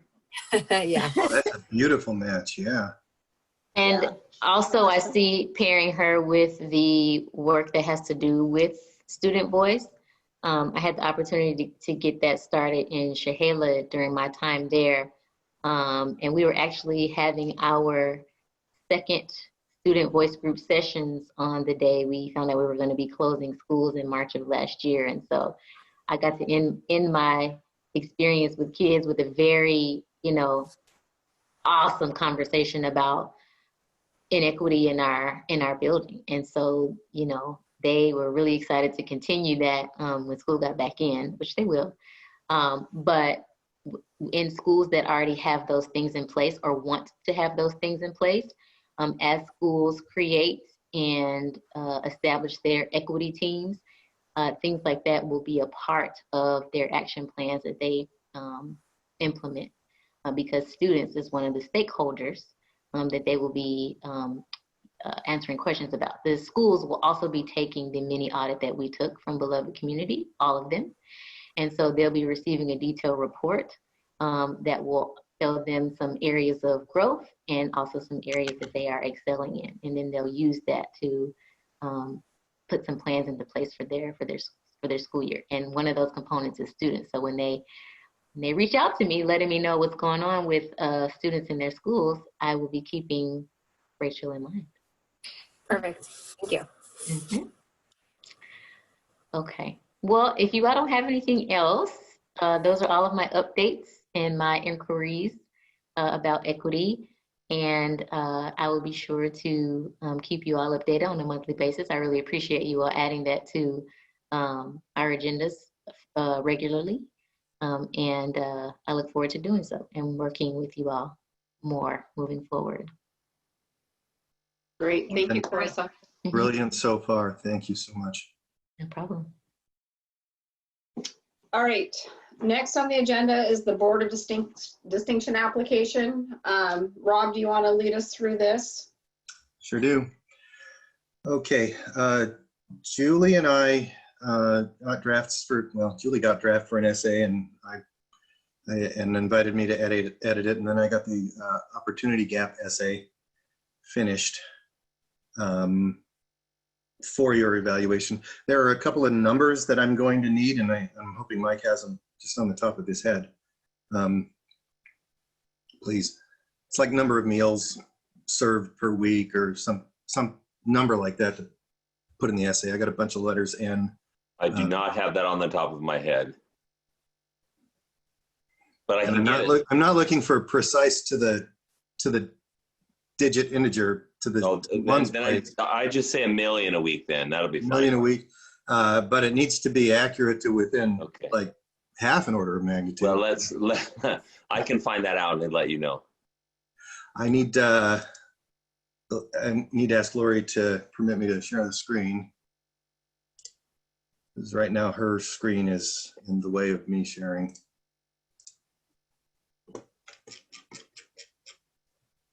I'm not sharing. You're welcome. Okay. So did I get it? Yes. There we are. I'm not seeing the yellow. Can you see my screen? It should be a copy of Word with words on it. Yes. And I could read this aloud, or just, I sent each of you a text message with a link to the Word document, so you can pull it up on your screen. This is Julie's essay covering the benchmark standards for curriculum, and it answers the basic question. Come on, Rob, where did you put it? I don't have as many tabs open as Clarissa does.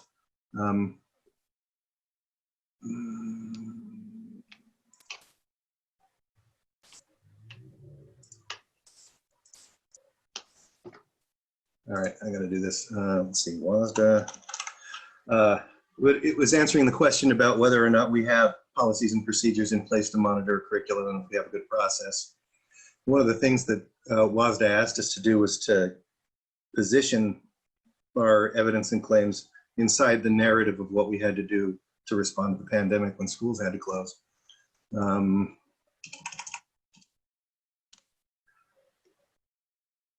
So the case we're making here is that we were fortunate that we had standing curriculum adoptions, that our one-to-one initiative was ongoing, and that we had arrangements and basically the infrastructure to go full remote with a lot less disruption because every student already had a device. You just had to send them home with it in elementary, and they already had it home with them with the secondary.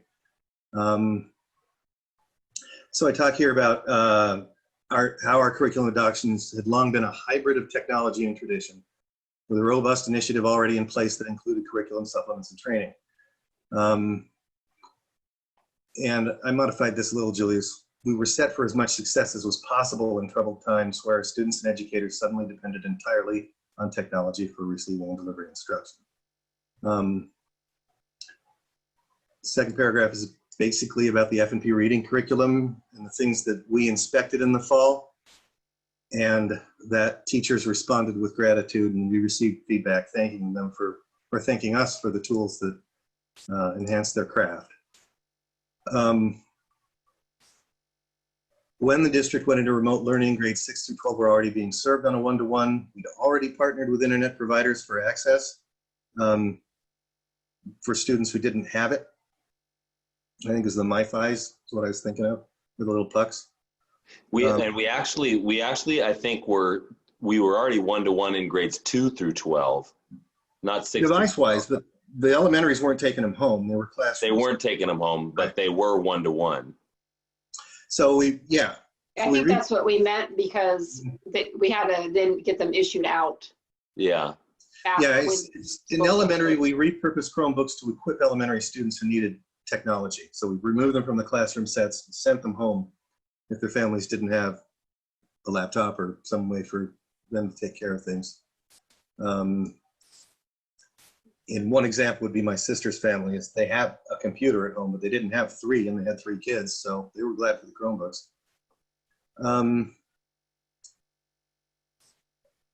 Then our insistence that if we can't bring kids back safely, we needed a 2.0.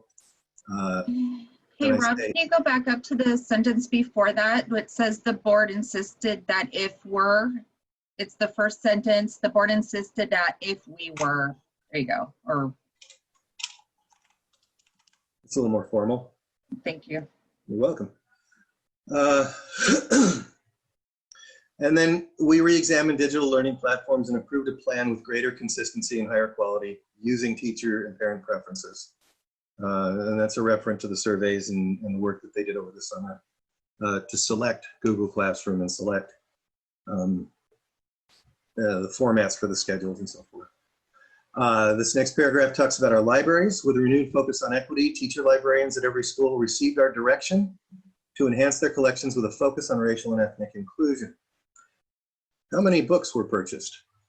I know how much money we gave each school, X amount of dollars. We'll have to loop back to see how many, because we can say how much money was spent as well as how many books, probably approximately. We can put that both.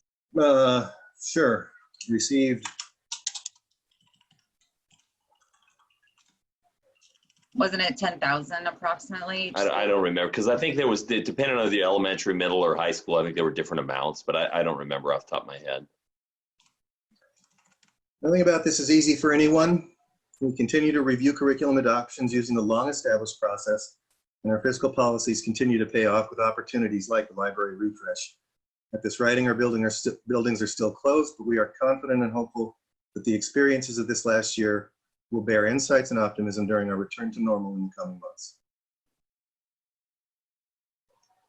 So it's kind of typical Rob wording, but the ideas came from Julie. She organized and sorted the claims that we talked about in the last meeting. For evidence, I have taken images of some of the emails that we got. This was the note from Mike announcing to teacher librarians that they were going to get money for the libraries. This is a thank you from the Heritage Teacher Librarian. It's like Christmas in the library. And then another one is, I thank you so much for allocating funds to help diversify. And the technology distribution portion of Mike's letter from, I think it was early April. I think it was just right around spring break time. describing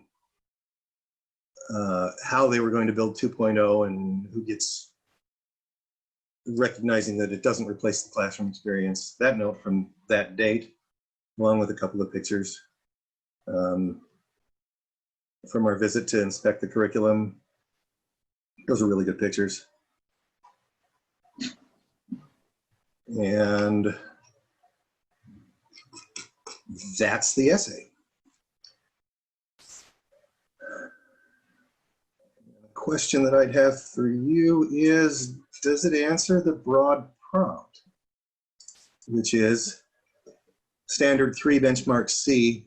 We create conditions district-wide for student and staff success by providing for learning essentials, including rigorous curriculum, technology, and high-quality facilities. Is there room to, to add in that we were delivering packets for students in the spring that weren't able to, or that for kids that weren't comfortable on the devices? We didn't talk about not too much about like the food service, the programs that were put into place with delivering through the bus routes. Not in this essay, that's true. It's in the opportunity gap essay. Good. Just about to show you. Yeah, those are I was just pulling, I hadn't read that one all the way yet. No, it's okay. Does it answer that question about the standard? And they give some suggested indicators, like, do we have a curriculum adoption cycle? Do we require rigorous evaluation? When I think about our IMC process and the school processes before that, so the answer is yes, but it didn't really fit into the narrative of the COVID-19 response, except to say, long been a hybrid of technology and tradition. How many words are we at? We are at, let me count them. 1, 2, 3, 442. It's 442, which is within the limit. And it's also, I have to stay within 500 words, 300 to 500, and 3,000 characters. And this one is at 2,809 characters. Yeah, so there's not a whole lot of room to add anything else. Well, I think that if I don't know, if we're talking about our, the response to COVID too as part of the last school year, one of the big things was delivering the packets, because the packets were going out on the buses to students that wanted them also. Those are the things that went above and beyond.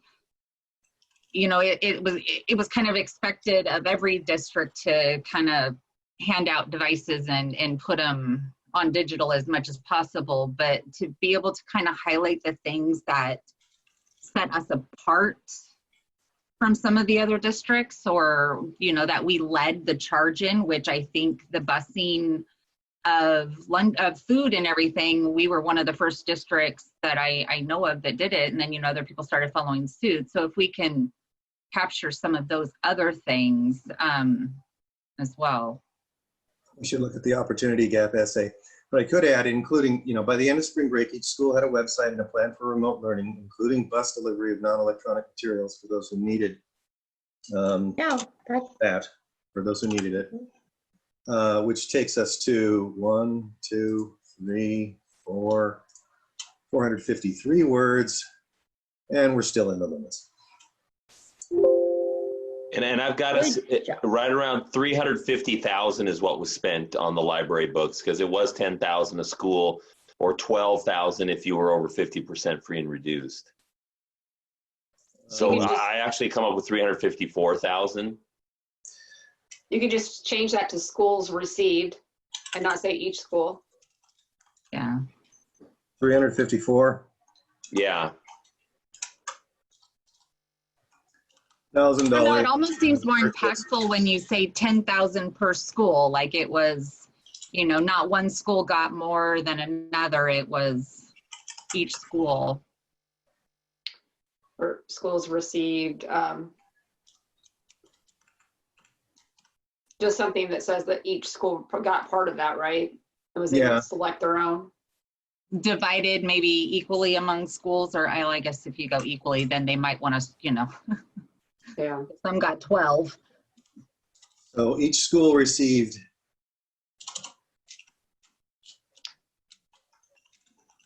A portion of.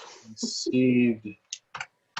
I I want to just say sent you- 10,000. I just sent Mike the spreadsheet. It's actually a little bit more than that because it includes transitions, and it's 406,000 broken down by school, if you need that. Schools received a share. $406,000. If you go over the character limit, does your computer shock you, Rob? No. My computer is Plus, an it's going to Alienware get back gaming to machine. it. It's not shocking. I think it's funny that WASDA has also put that in as a requirement. They didn't require it. They suggested that it would be a good way to, they were talking about it being a way to build some good narratives about what the good was that happened during the year. Here were distinctive things that happened. Schools received a share of $406,000 to purchase books.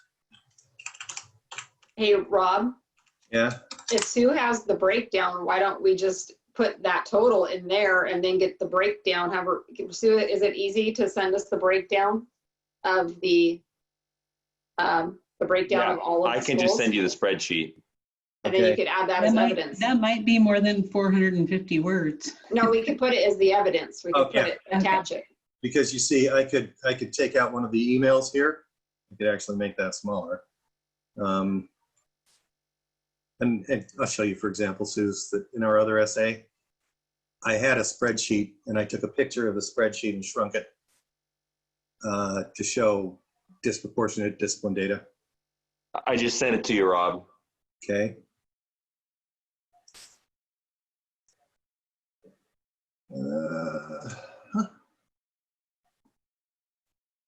Another note sleeve. Well, it'll get here soon. Did you send it to the district account? You're muted. Nick's muted. I did from my phone, so it maybe takes a minute or two. Okay.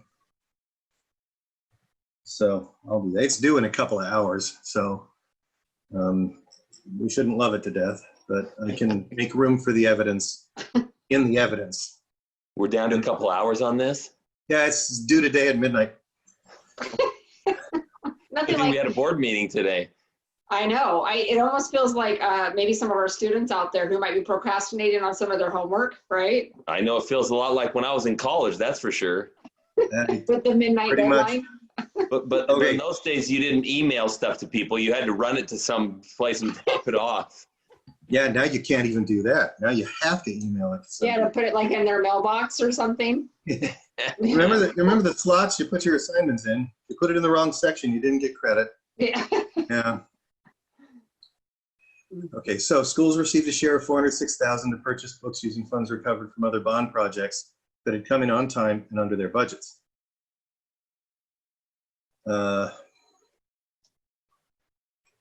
Any other ideas?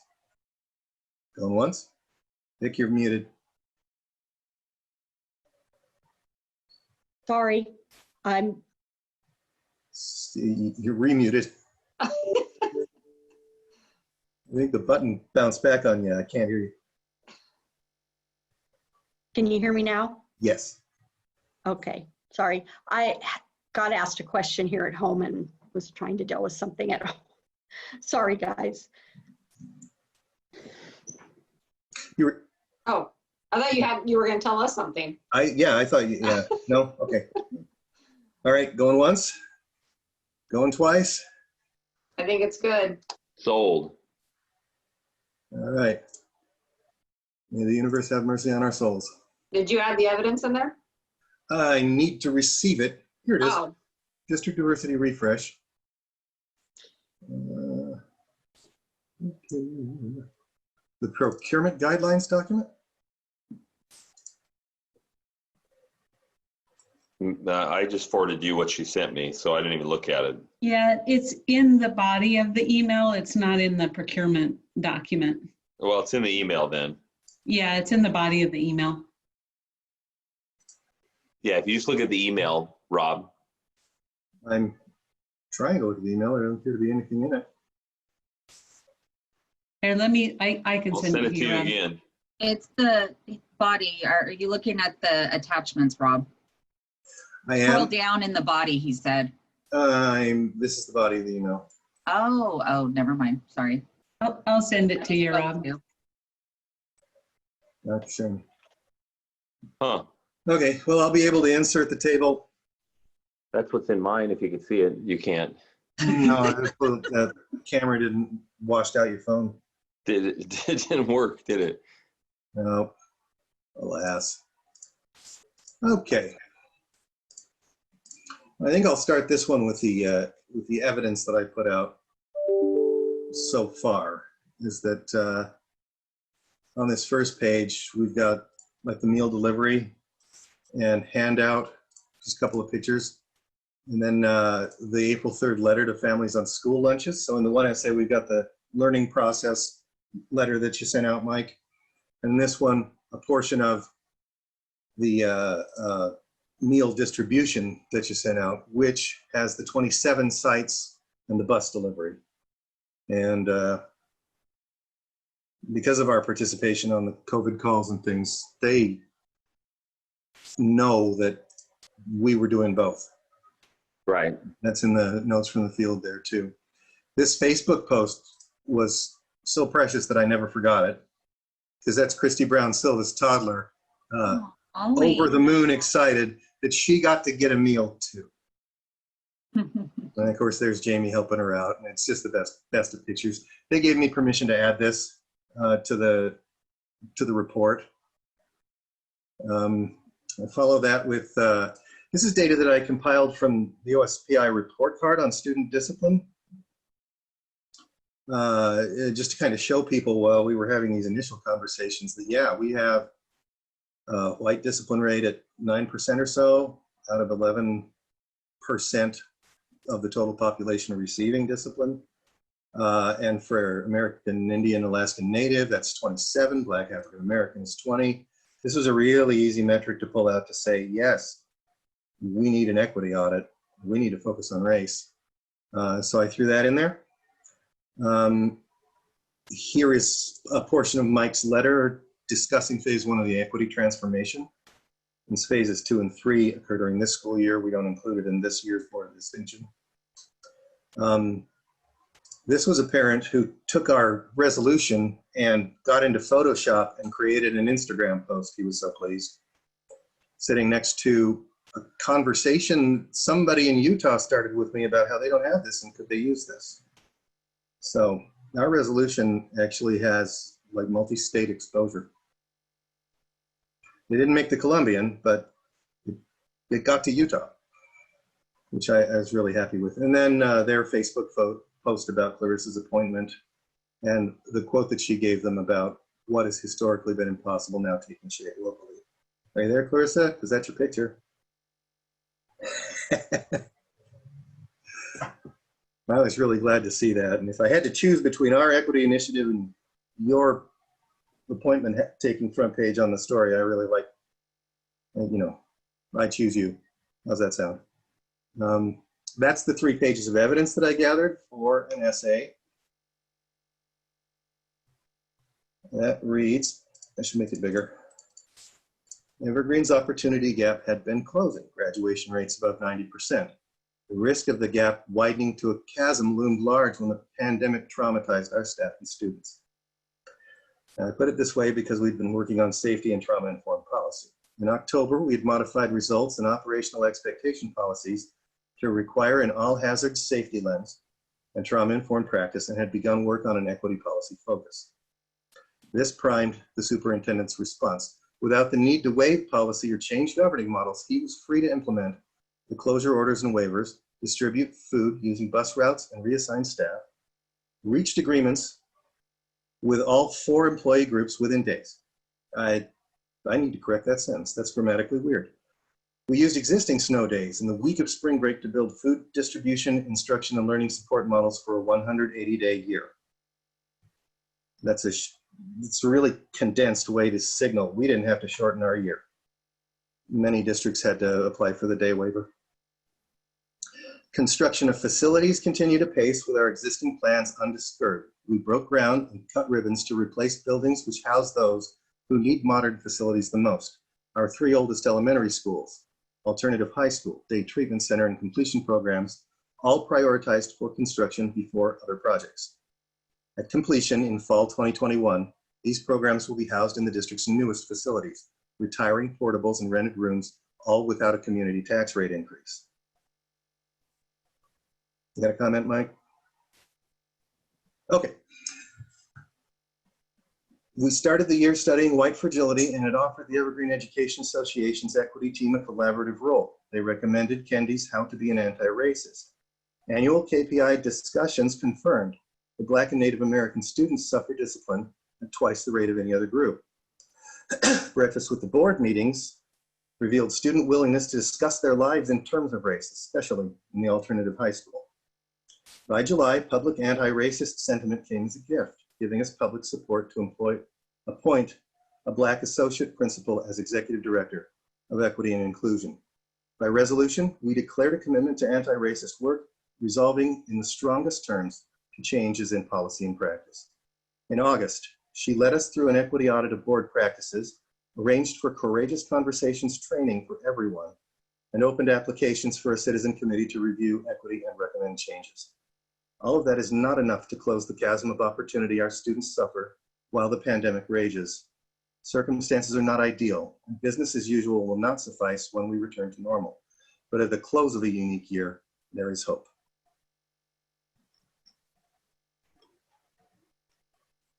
I wonder who wrote this. Actually sounds pretty good. What do you think, ma'am? Anything to add? No, I like it. Thank you. I think it's good. Yeah, it's really nice, you guys. You guys both did a great job. I really appreciate hearing that. Thank you. I want to get the, okay.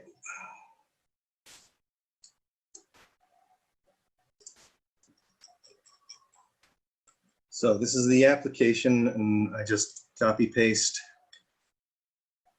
the essays into these spaces. And if they don't fit, I'll do some editing, but it looked from the Word thingy that they fit. And we can upload 3 pages of a Word document right into there. And let's see. I just need to make sure that I got the information correct. Evergreen. Okay, I know the district's address. I know our enrollment's higher than 9,001. Julie's in the hot seat. And so forth. Which phone number would you prefer, Julie? Probably my cell number. Okay. 910. 910. 5175. And district county mail. Yeah. Julie Bocanegra. Evergreen PS. Oh, come on. Okay, yeah. Mike Merlino. I'll put the main number, main office number, and that's Michael, isn't it? Yeah. I need a photo of the school board. There's one on the website, or maybe Gail can send you one. You need it tonight? Pretty much. I can use the one. Should do one of our ribbon cuttings. I have the one from last I'm year not when we actually were fond of this one. at WASDA and we all got behind, the Instagram square. Yeah, let's do that one. You want that one? Yeah, let's do that one. All right, I'll send that one over to you. We look happy in that one. We look kind of nervous in the other. Yeah, I'll send that one. Okay. Most recent superintendent eval was June 2019, 2020. And the board self-assessment was September we decided that we do have a current strategic district improvement plan covering which years.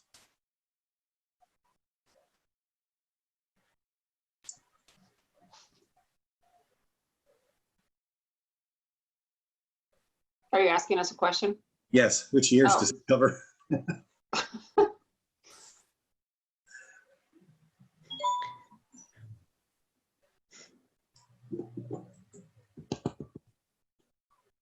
It's kind of an evolving one every Yeah. year. When we talked last, it was sort of seeing the improvement plan in results and operational expectations policies, and Mhm. that would indicate like a 2018 through Current. the present kind of thing.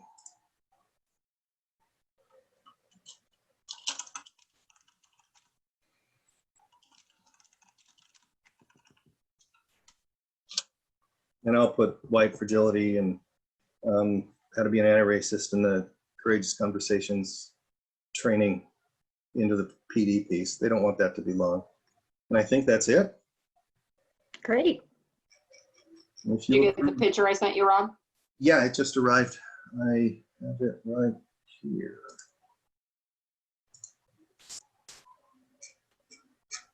It's on my phone.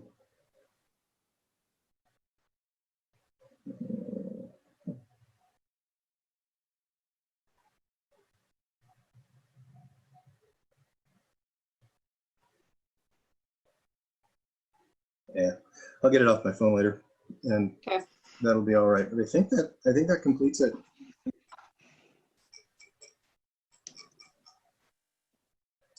I'll just kind of leave that open and. All right, and if I could interject, I've got, after the General Assembly, they're going to ask us to prioritize the legislative positions the way that we do every year, the top 15 and so forth. And I had a colleague on the Ledge Committee come up with this positions and proposals Google form that we might be able to use to help me prioritize things, but I could use broad guidance about, so I asked if you were willing to go through the handbook.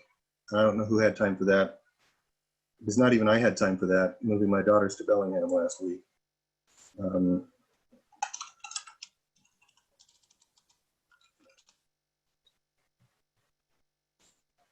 But the window for prioritizing the positions that pass the General Assembly is going to open the following Monday and last a week. So we have time to actually study the most important things that we'd like WASA to address. I wonder if you could help me just in broad strokes, thinking about our initiatives. As I read over these things, which ones loom largest for us? There are, not very many, only about 100 that we could prioritize. Yeah, that's the standing ledge positions.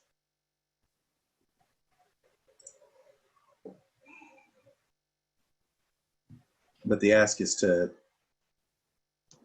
wow, put me back on the place I was at. The ask is to take this list and choose the top 15. Oh, come on, guys. Where's the table of contents?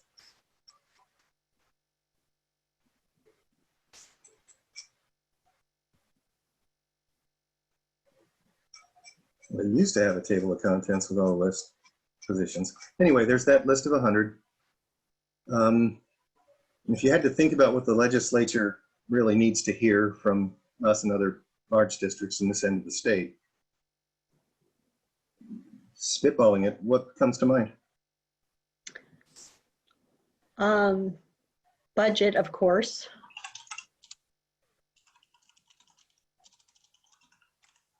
Okay. Support for our equity work, maybe, or Okay.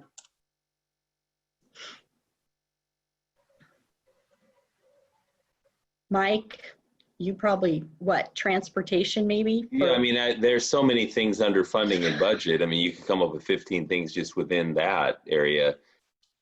Transportation, I mean, they have to really Special think about. education. Basically, they're talking about allocation formulas.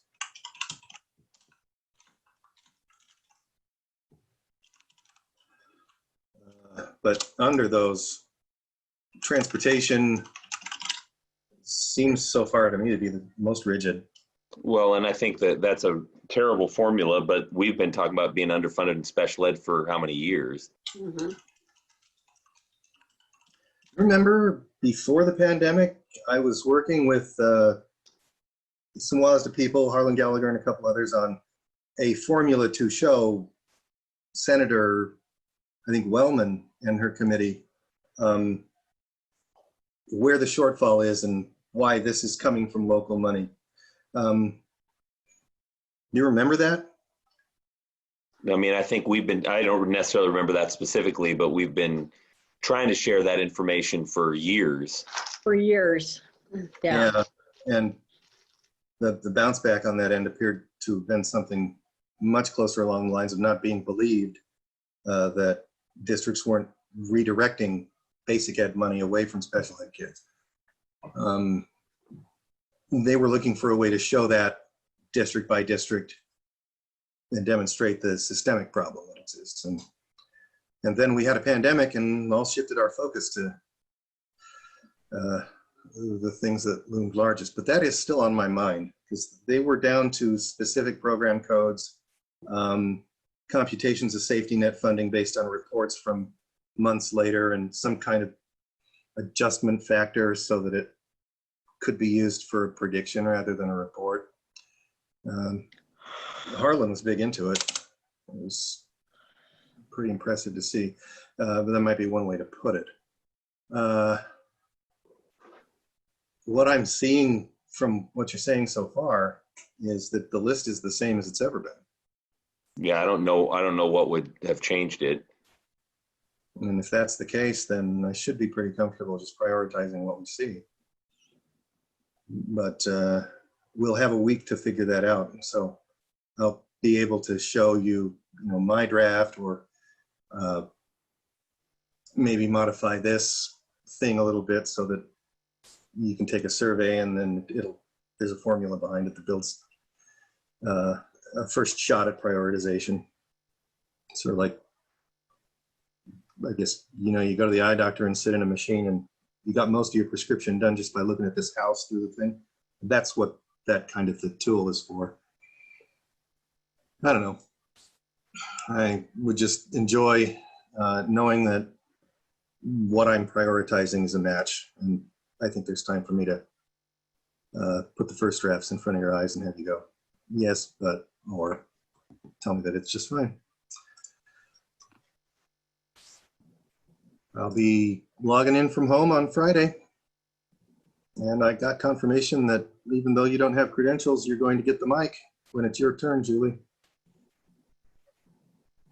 Oh, for when I have to Yeah, for when you read off the do resolution. my scripting part. Mhm. So I better pay attention. Is that what you're telling me? Yeah, for at least the first half, the resolutions committee piece.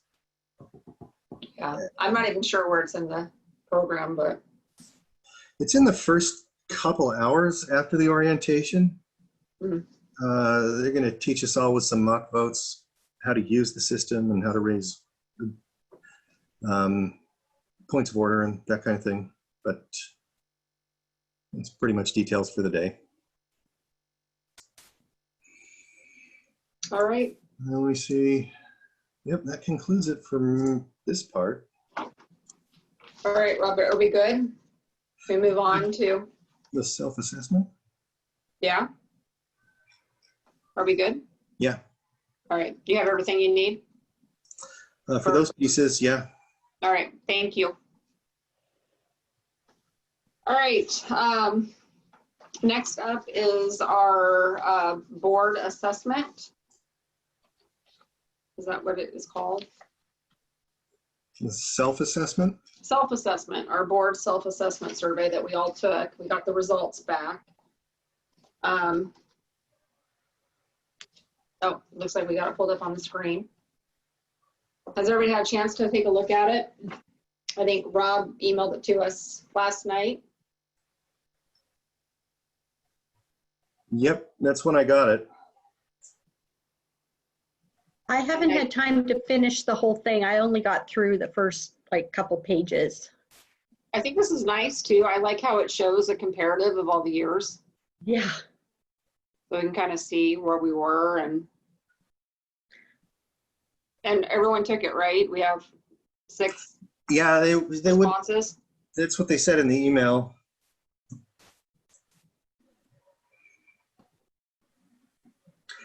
They've offered us a 3 to 4 hour consulting block of time for less than $1,000 to go over the data. We needed interpretive assistance with it. I don't think we will need that. We've never done it before. Yeah. Well, I think we might have done it when we had Phil Gore come. Didn't he help us with it at one point, Victoria? Remember that? He might have, just to get us started when we first started doing it, but we haven't. Yeah. You know, I mean, it's pretty self-explanatory. I always find it interesting because sometimes I'm like, have we been too hard on ourselves, or have we been too easy on ourselves? You know, it's always very curious. I'm always curious as to. Well, surveys are always hard anyways, because it's like just, you know, the always or some of the time, or it, Yeah. you know. Were there any in particular that we wanted to talk about? I don't see a lot of motion from 2017, 4 years ago. Mhm. Not a lot of really substantive, like aggregate change in our opinions about our own self-assessment. I don't know.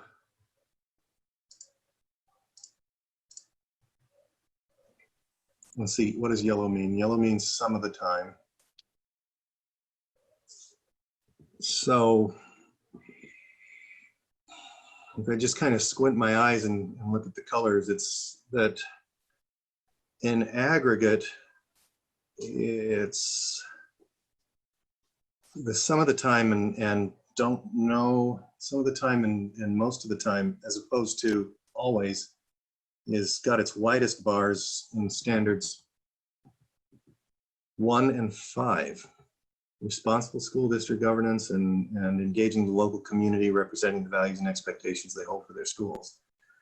And to be, at least with respect to standard 5, it is getting more and more difficult as the community around us gets more and more polarized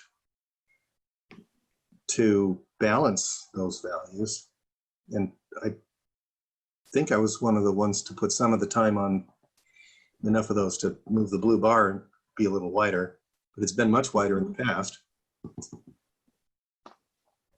I was a little surprised on standard 1 that it wasn't more green because of our implementation of coherence governance and we've been pretty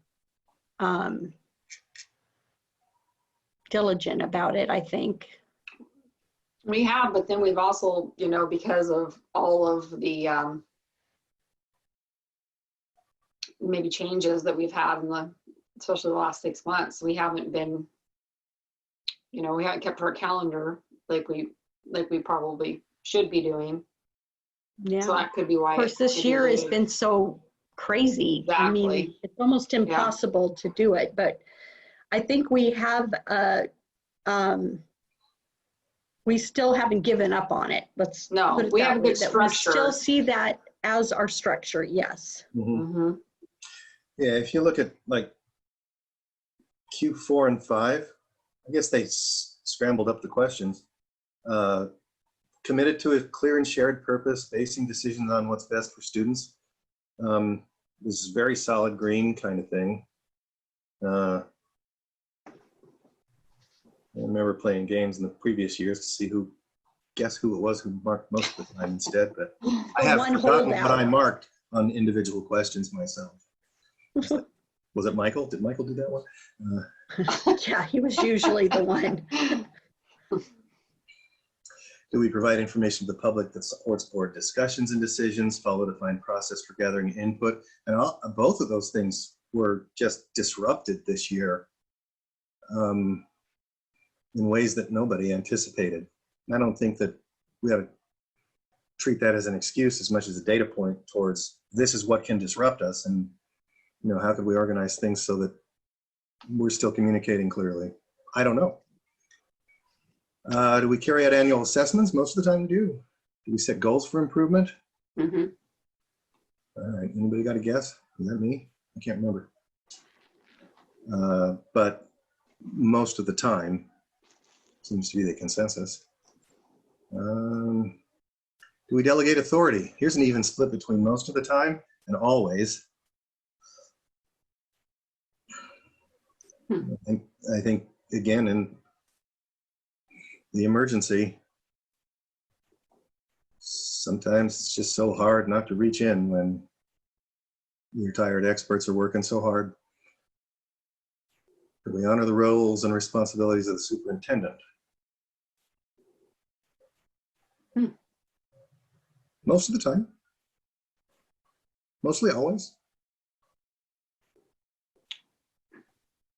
That is a bit of a change from the last couple of years, I guess.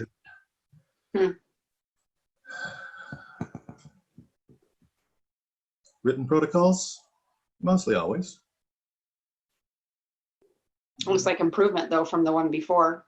As From the year before. who don't knows, that was Rachel's first year.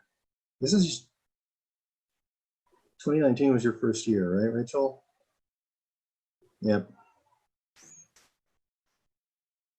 And we've got our BSC policies and our board culture policies, which are written protocols. Do we govern using policies that align? Yes.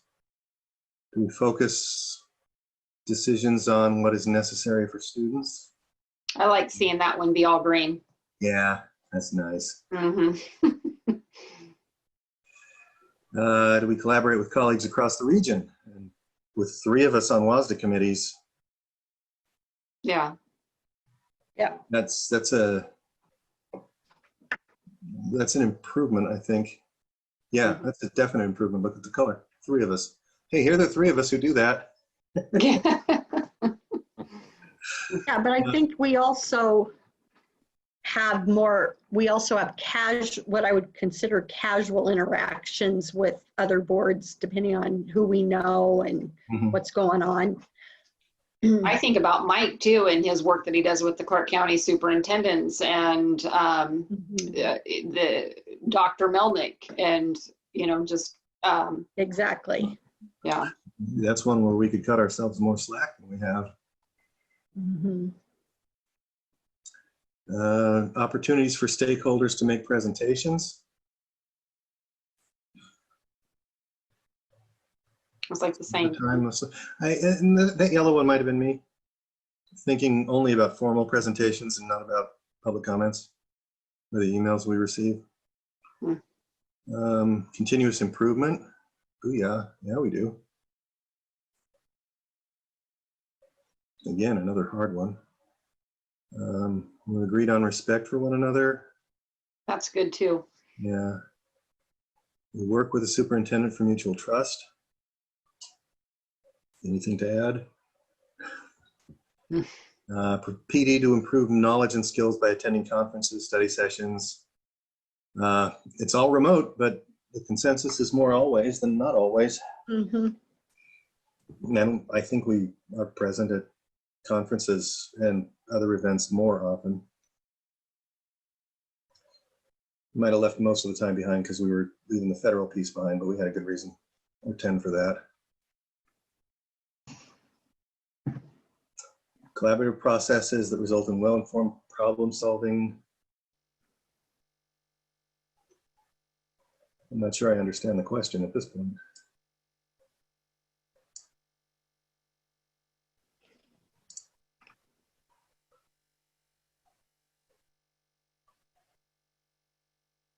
And 22 is about orientation of new board members and the new inclusive team. Rachel was our last recipient of that. I think she got an orientation. Fire. It's hard to do orientations. There's so much, and you just can't like orient somebody. I mean, some of it you just got to dive in and learn. So that's standard one.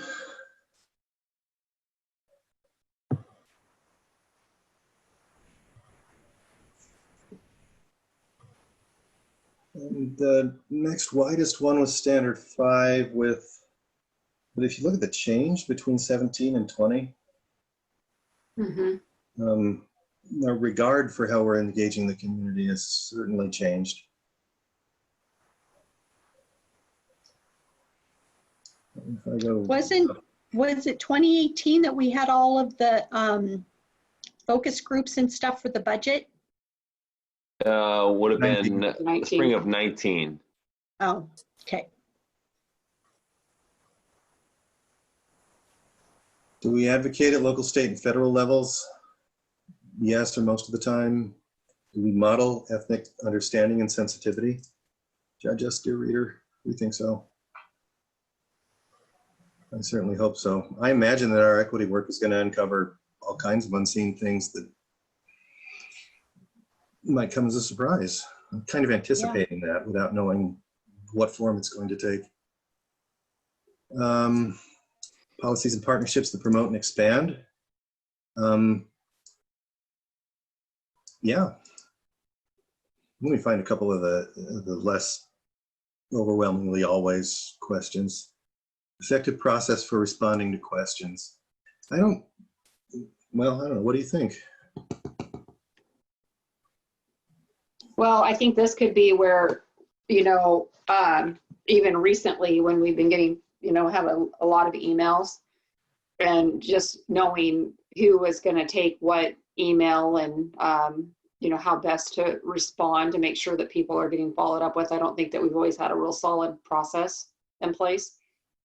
So that could be referring to that. There isn't anything formal. I've taken a couple of requests to follow up with an email sent in, and a couple of those it turned into email chains clarifying and re-asking questions and things. I think just making sure that someone is assigned to it and making sure that we're following up with people, and that the people that are sending in questions or comments are getting a response. Yeah. I mean, I'm pretty sure Lori is tracking some of that. I think Yeah, I she is, may have and been now- the one that said some of the time, and it's because we don't actually have a process. Mm-hmm. Yeah, and I think now we because we discussed it, a couple of meetings ago, where depending on the subject, Lori will send it out to, a staff member, depending if it's or to one of us, asking for one of us to respond, Mm-hmm. to make sure that we're getting back to and responding. And then all of us aren't wondering if someone else did it. Yeah. We're gonna know. So. I think I copied. Yeah, we don't have a defined process. I don't think we have anything that says if you respond to a board director's email,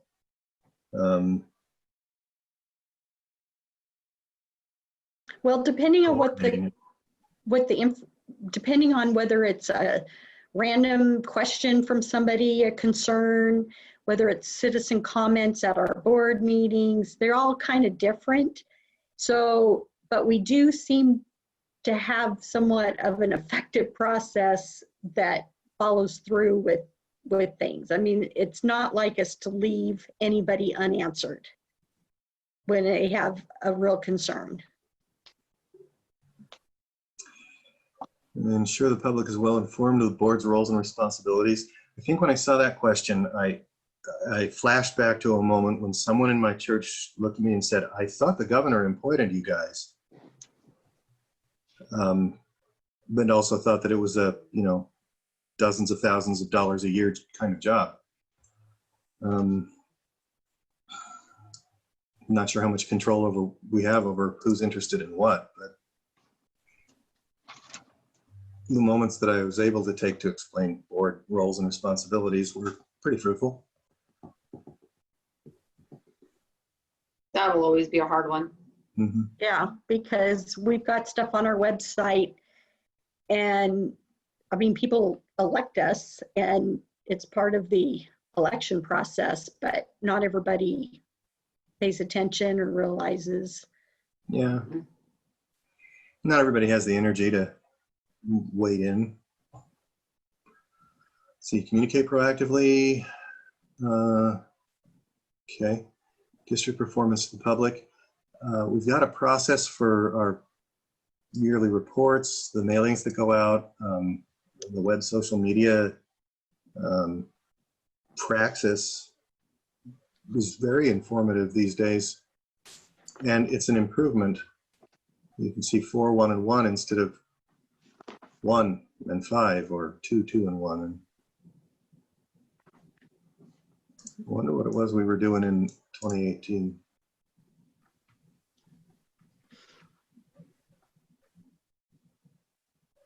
That would have been the first piece of 2018, right? The school year ending June 2018. Was that the year we started the coherence governance stuff? That was the previous summer, I That thought. was 17. Mhm.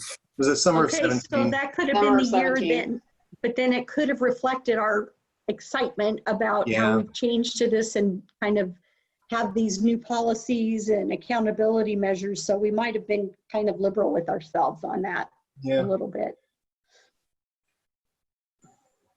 Community and staff input. Figuring out how this year was a real job. Consider community and staff input. I think we do that all the time, but okay. And that is the end of standard 5.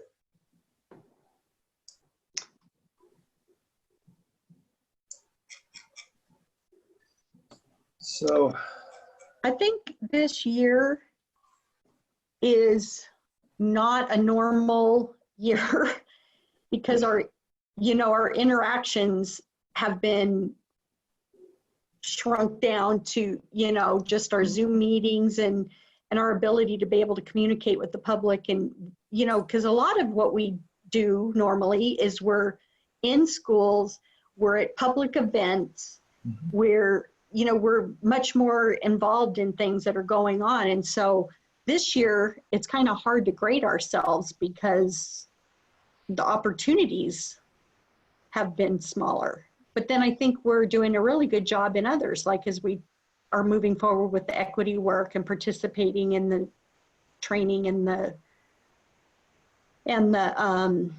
book studies and things. So I think all things considered, would we like some of these things to be better? Absolutely. But I think our hands have been tied a little bit on some of this stuff. And I think they're going to continue to be tied. Yeah. Mhm. Like, I'm annoyed that we can't meet in person, us, and do it by Zoom, and so people can watch and participate like they do now, but we're together. Because I just feel like our interactions are so much better when we're in the same room with each other. I agree. it's been tough for that.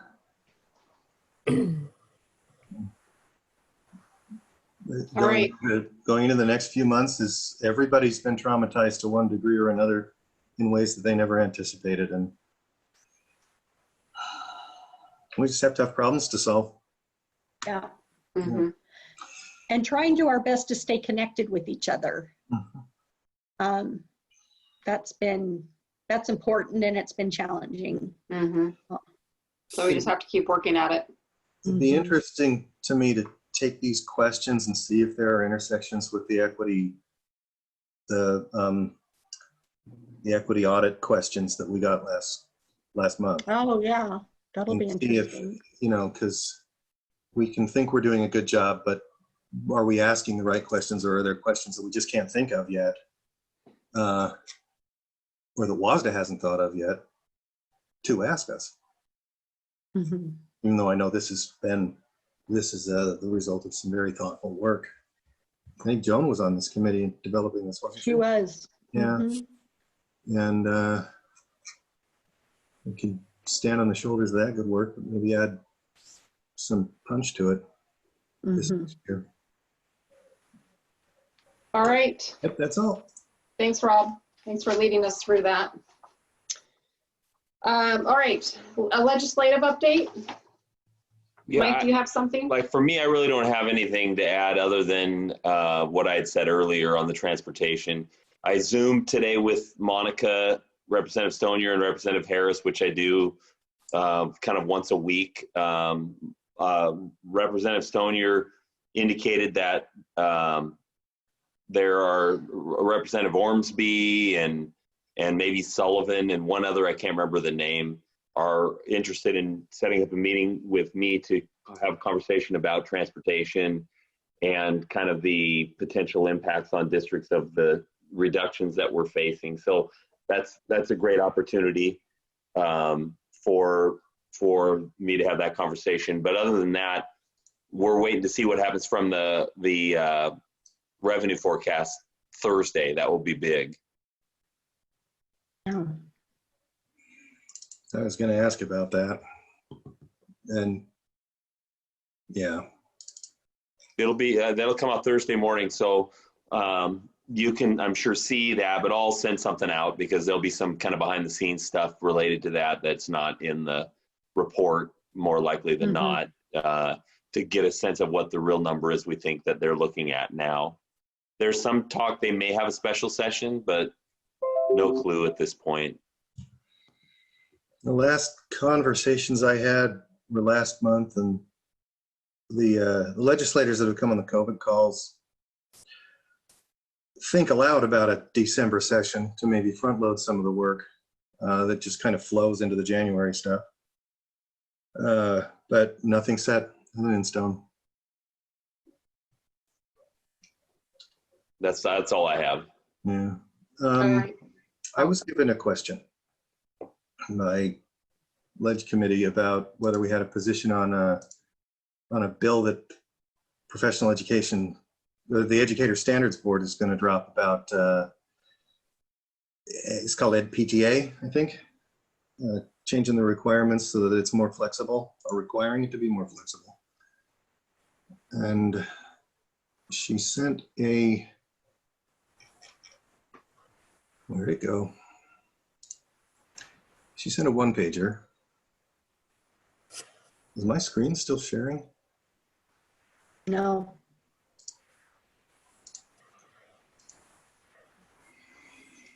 And asked for feedback about performance assessments and how the EdTPA is assessed. I guess right now they record a video and have a portfolio, and that feeds into either certification or continuation. And so if there are opinions about that to offer, please offer them.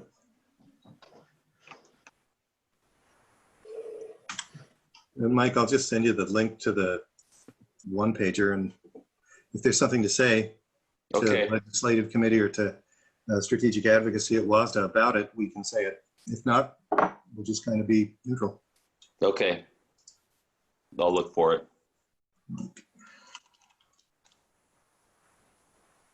Anything else, Rob? Nope. No? Mike, do you have another superintendent update? Yeah, the only thing I will say is I had a conversation with Scott Monroe today and previously. He's continued, remember last spring they did a lot of the work around the next round of boundary changes that would go into effect next fall.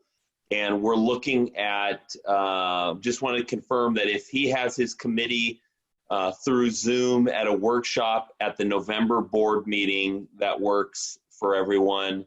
And then it would be, we'd have the board meeting in November. The committee would talk about the work they've done, the recommendations that they make. He's planning on having community Zooms in the month of October.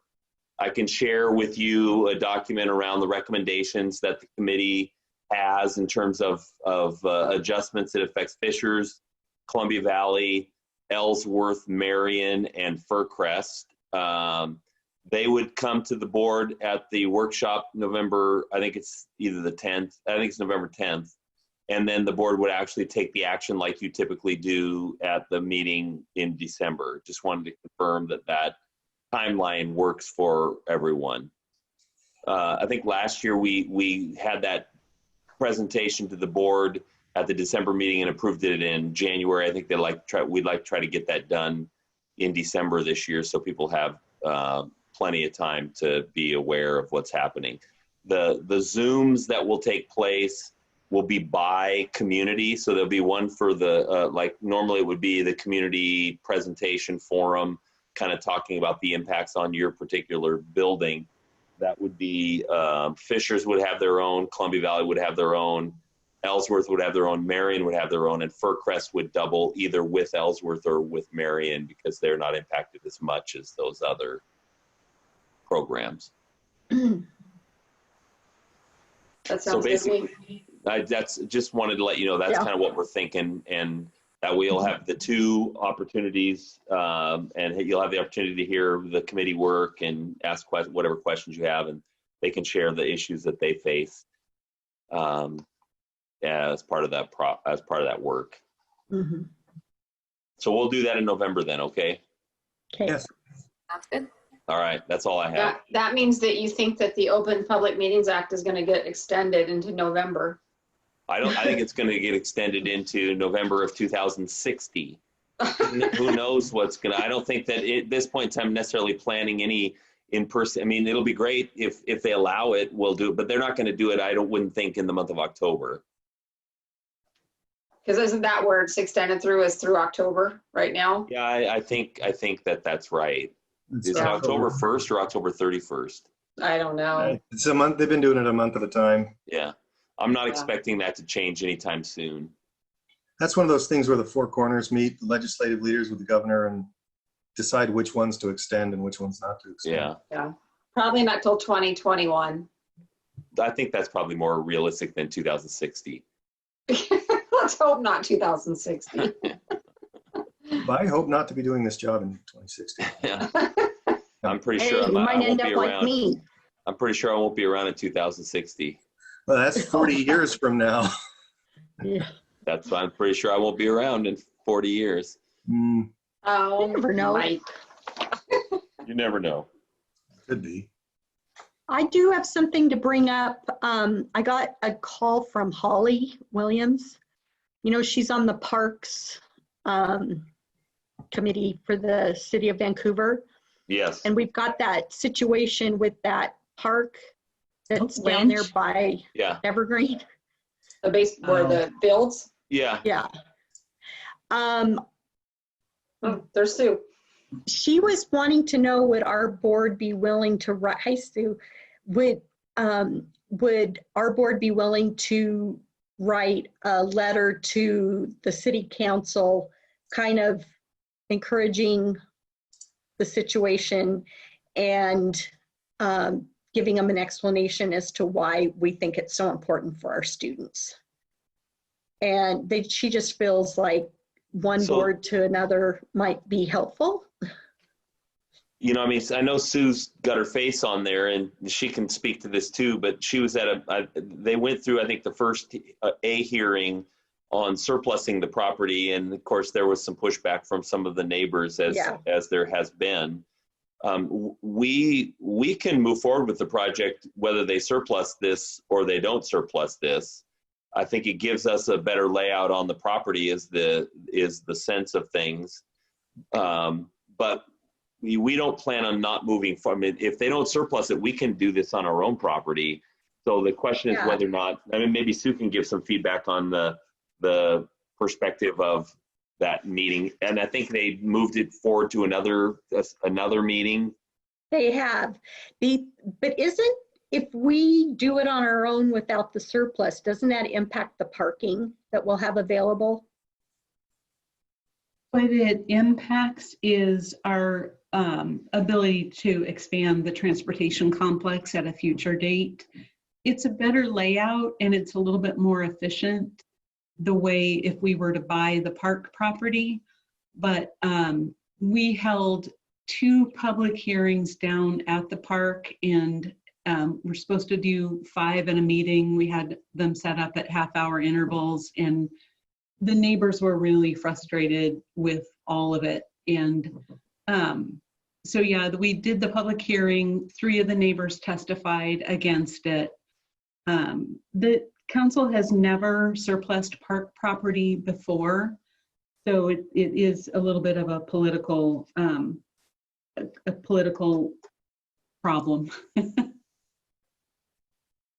Yeah, we'll go through another public hearing, and I think at that public hearing, if we don't, if we're not successful, then I think we'll just move forward without buying the property. I don't think, we really tried to be strategic with the neighbors and figure out what are the things that would make it different. We looked at traffic and parking and lighting and noise, and you know, it's those damn cheerleaders that come out for baseball and softball, and the band that comes out for baseball and softball that they're really upset about, even though they built their houses after McKinsey was built.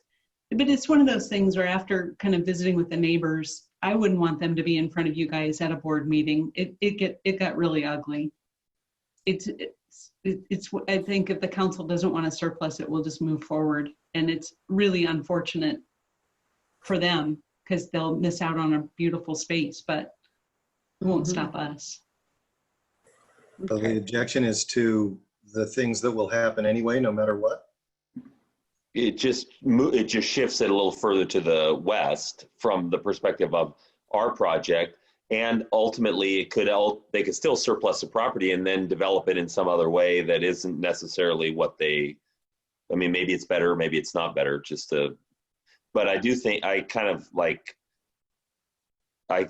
with Sue on that. You know, getting in the middle of the fight between the city and the neighbors when we can do it without getting in the middle of the city fight with the neighbors. Yeah, yeah. How much land is there that they're looking at surplusing? It's just under 7 acres, and they would surplus 4.2 acres for us. About 2 of that actually stays in open space. We don't want to call it parks because we're not a park, but that we would have to maintain. And then the rest of it would be, it's basically the JV or the varsity baseball field would have to shift over to our piece. And all we're really doing is relocating the baseball fields from the upper level. There's about an 85-foot difference between where the gym is at Evergreen High School down to that lower field. And it really is kind of a Title IX issue to put baseball down where softball is. You may remember back in 2005, we had that Title IX issue, and really to make it more accessible. I think the biggest concern that the neighbors are having is parking on 147th. And part of that is at the public hearing, they all said, I know that they're gonna park there because that's what we did when our kids were in baseball and softballs. You go park in the neighborhood. Isn't it lights too? Isn't there some concern over the lights? Yeah, there's concern about the lights, but the lights are not the same. The lights we bought for McKinsey Stadium have more glare than the lights we would buy for the baseball. We kind of learned a lesson that way. We did, because we had a complaint from a union neighbor about the lights, and we put glare shields on them, and then ended up going with a different manufacturer that has better glare protection. So yeah, I don't know if we would win that battle, and I don't know if I really feel comfortable putting you guys kind of in the middle of it, because there's a couple of neighbors that, well, one guy in particular that comes to every single meeting and he hands out flyers and he calls all the other neighbors and gets them all really riled up. I mean, he's a nice guy, but he's very passionate about it. Okay. Okay. It wouldn't hurt to write a letter. And I've got the PowerPoint I would be happy to share with you. We did strategize with parks. We've got, and Kale Pyland has a couple of former players that are going to speak, and a couple got people that are on the Parks Commission that are going to talk as well. So Mhm. Well, you've got Holly in your corner. yeah. Yeah. Yeah. Okay. Well, I'll just leave it be for now, and we'll just follow it along and see what happens. Yeah, if it's a matter of just explaining to the city council what the plan is in a letter, why not? As long as They it's- know really well what the Yeah, plan is. they It's know a what the political plan thing. is. Well, yeah, I know. it enters something into a public record that might not have taken that form in the past. And if it helps with the decision making, hey, Yeah, we had the OTPT gal at Faircrest wrote a letter because she was instrumental in getting some ADA accommodations. We had a softball student coach who was in a wheelchair, and we had a hard time getting her down to the field. You know, we increased the size of the parking lot to take over the overflow from McKenzie Stadium. So we have parking for 150 people, and the gentleman who gets people riled up has everyone convinced that that's for the games, when really at the games you may have 30 or 40 people. It's the parking for the band and the cheerleaders that come to those games that are going to be parking in the parking lot. We intentionally upsized the parking lot to make sure that patrons weren't parking in the neighborhood, because we really don't want that. So yeah. The only baseball games that drew those kinds of crowds were back when Zach Bocanegra was playing at Heritage High School. I was going to say only 30 or 40 people. There were, there might have been a few more fans than 30 or 40. That was just the Bocanegra family. Kale did a really, really good job at the public hearing.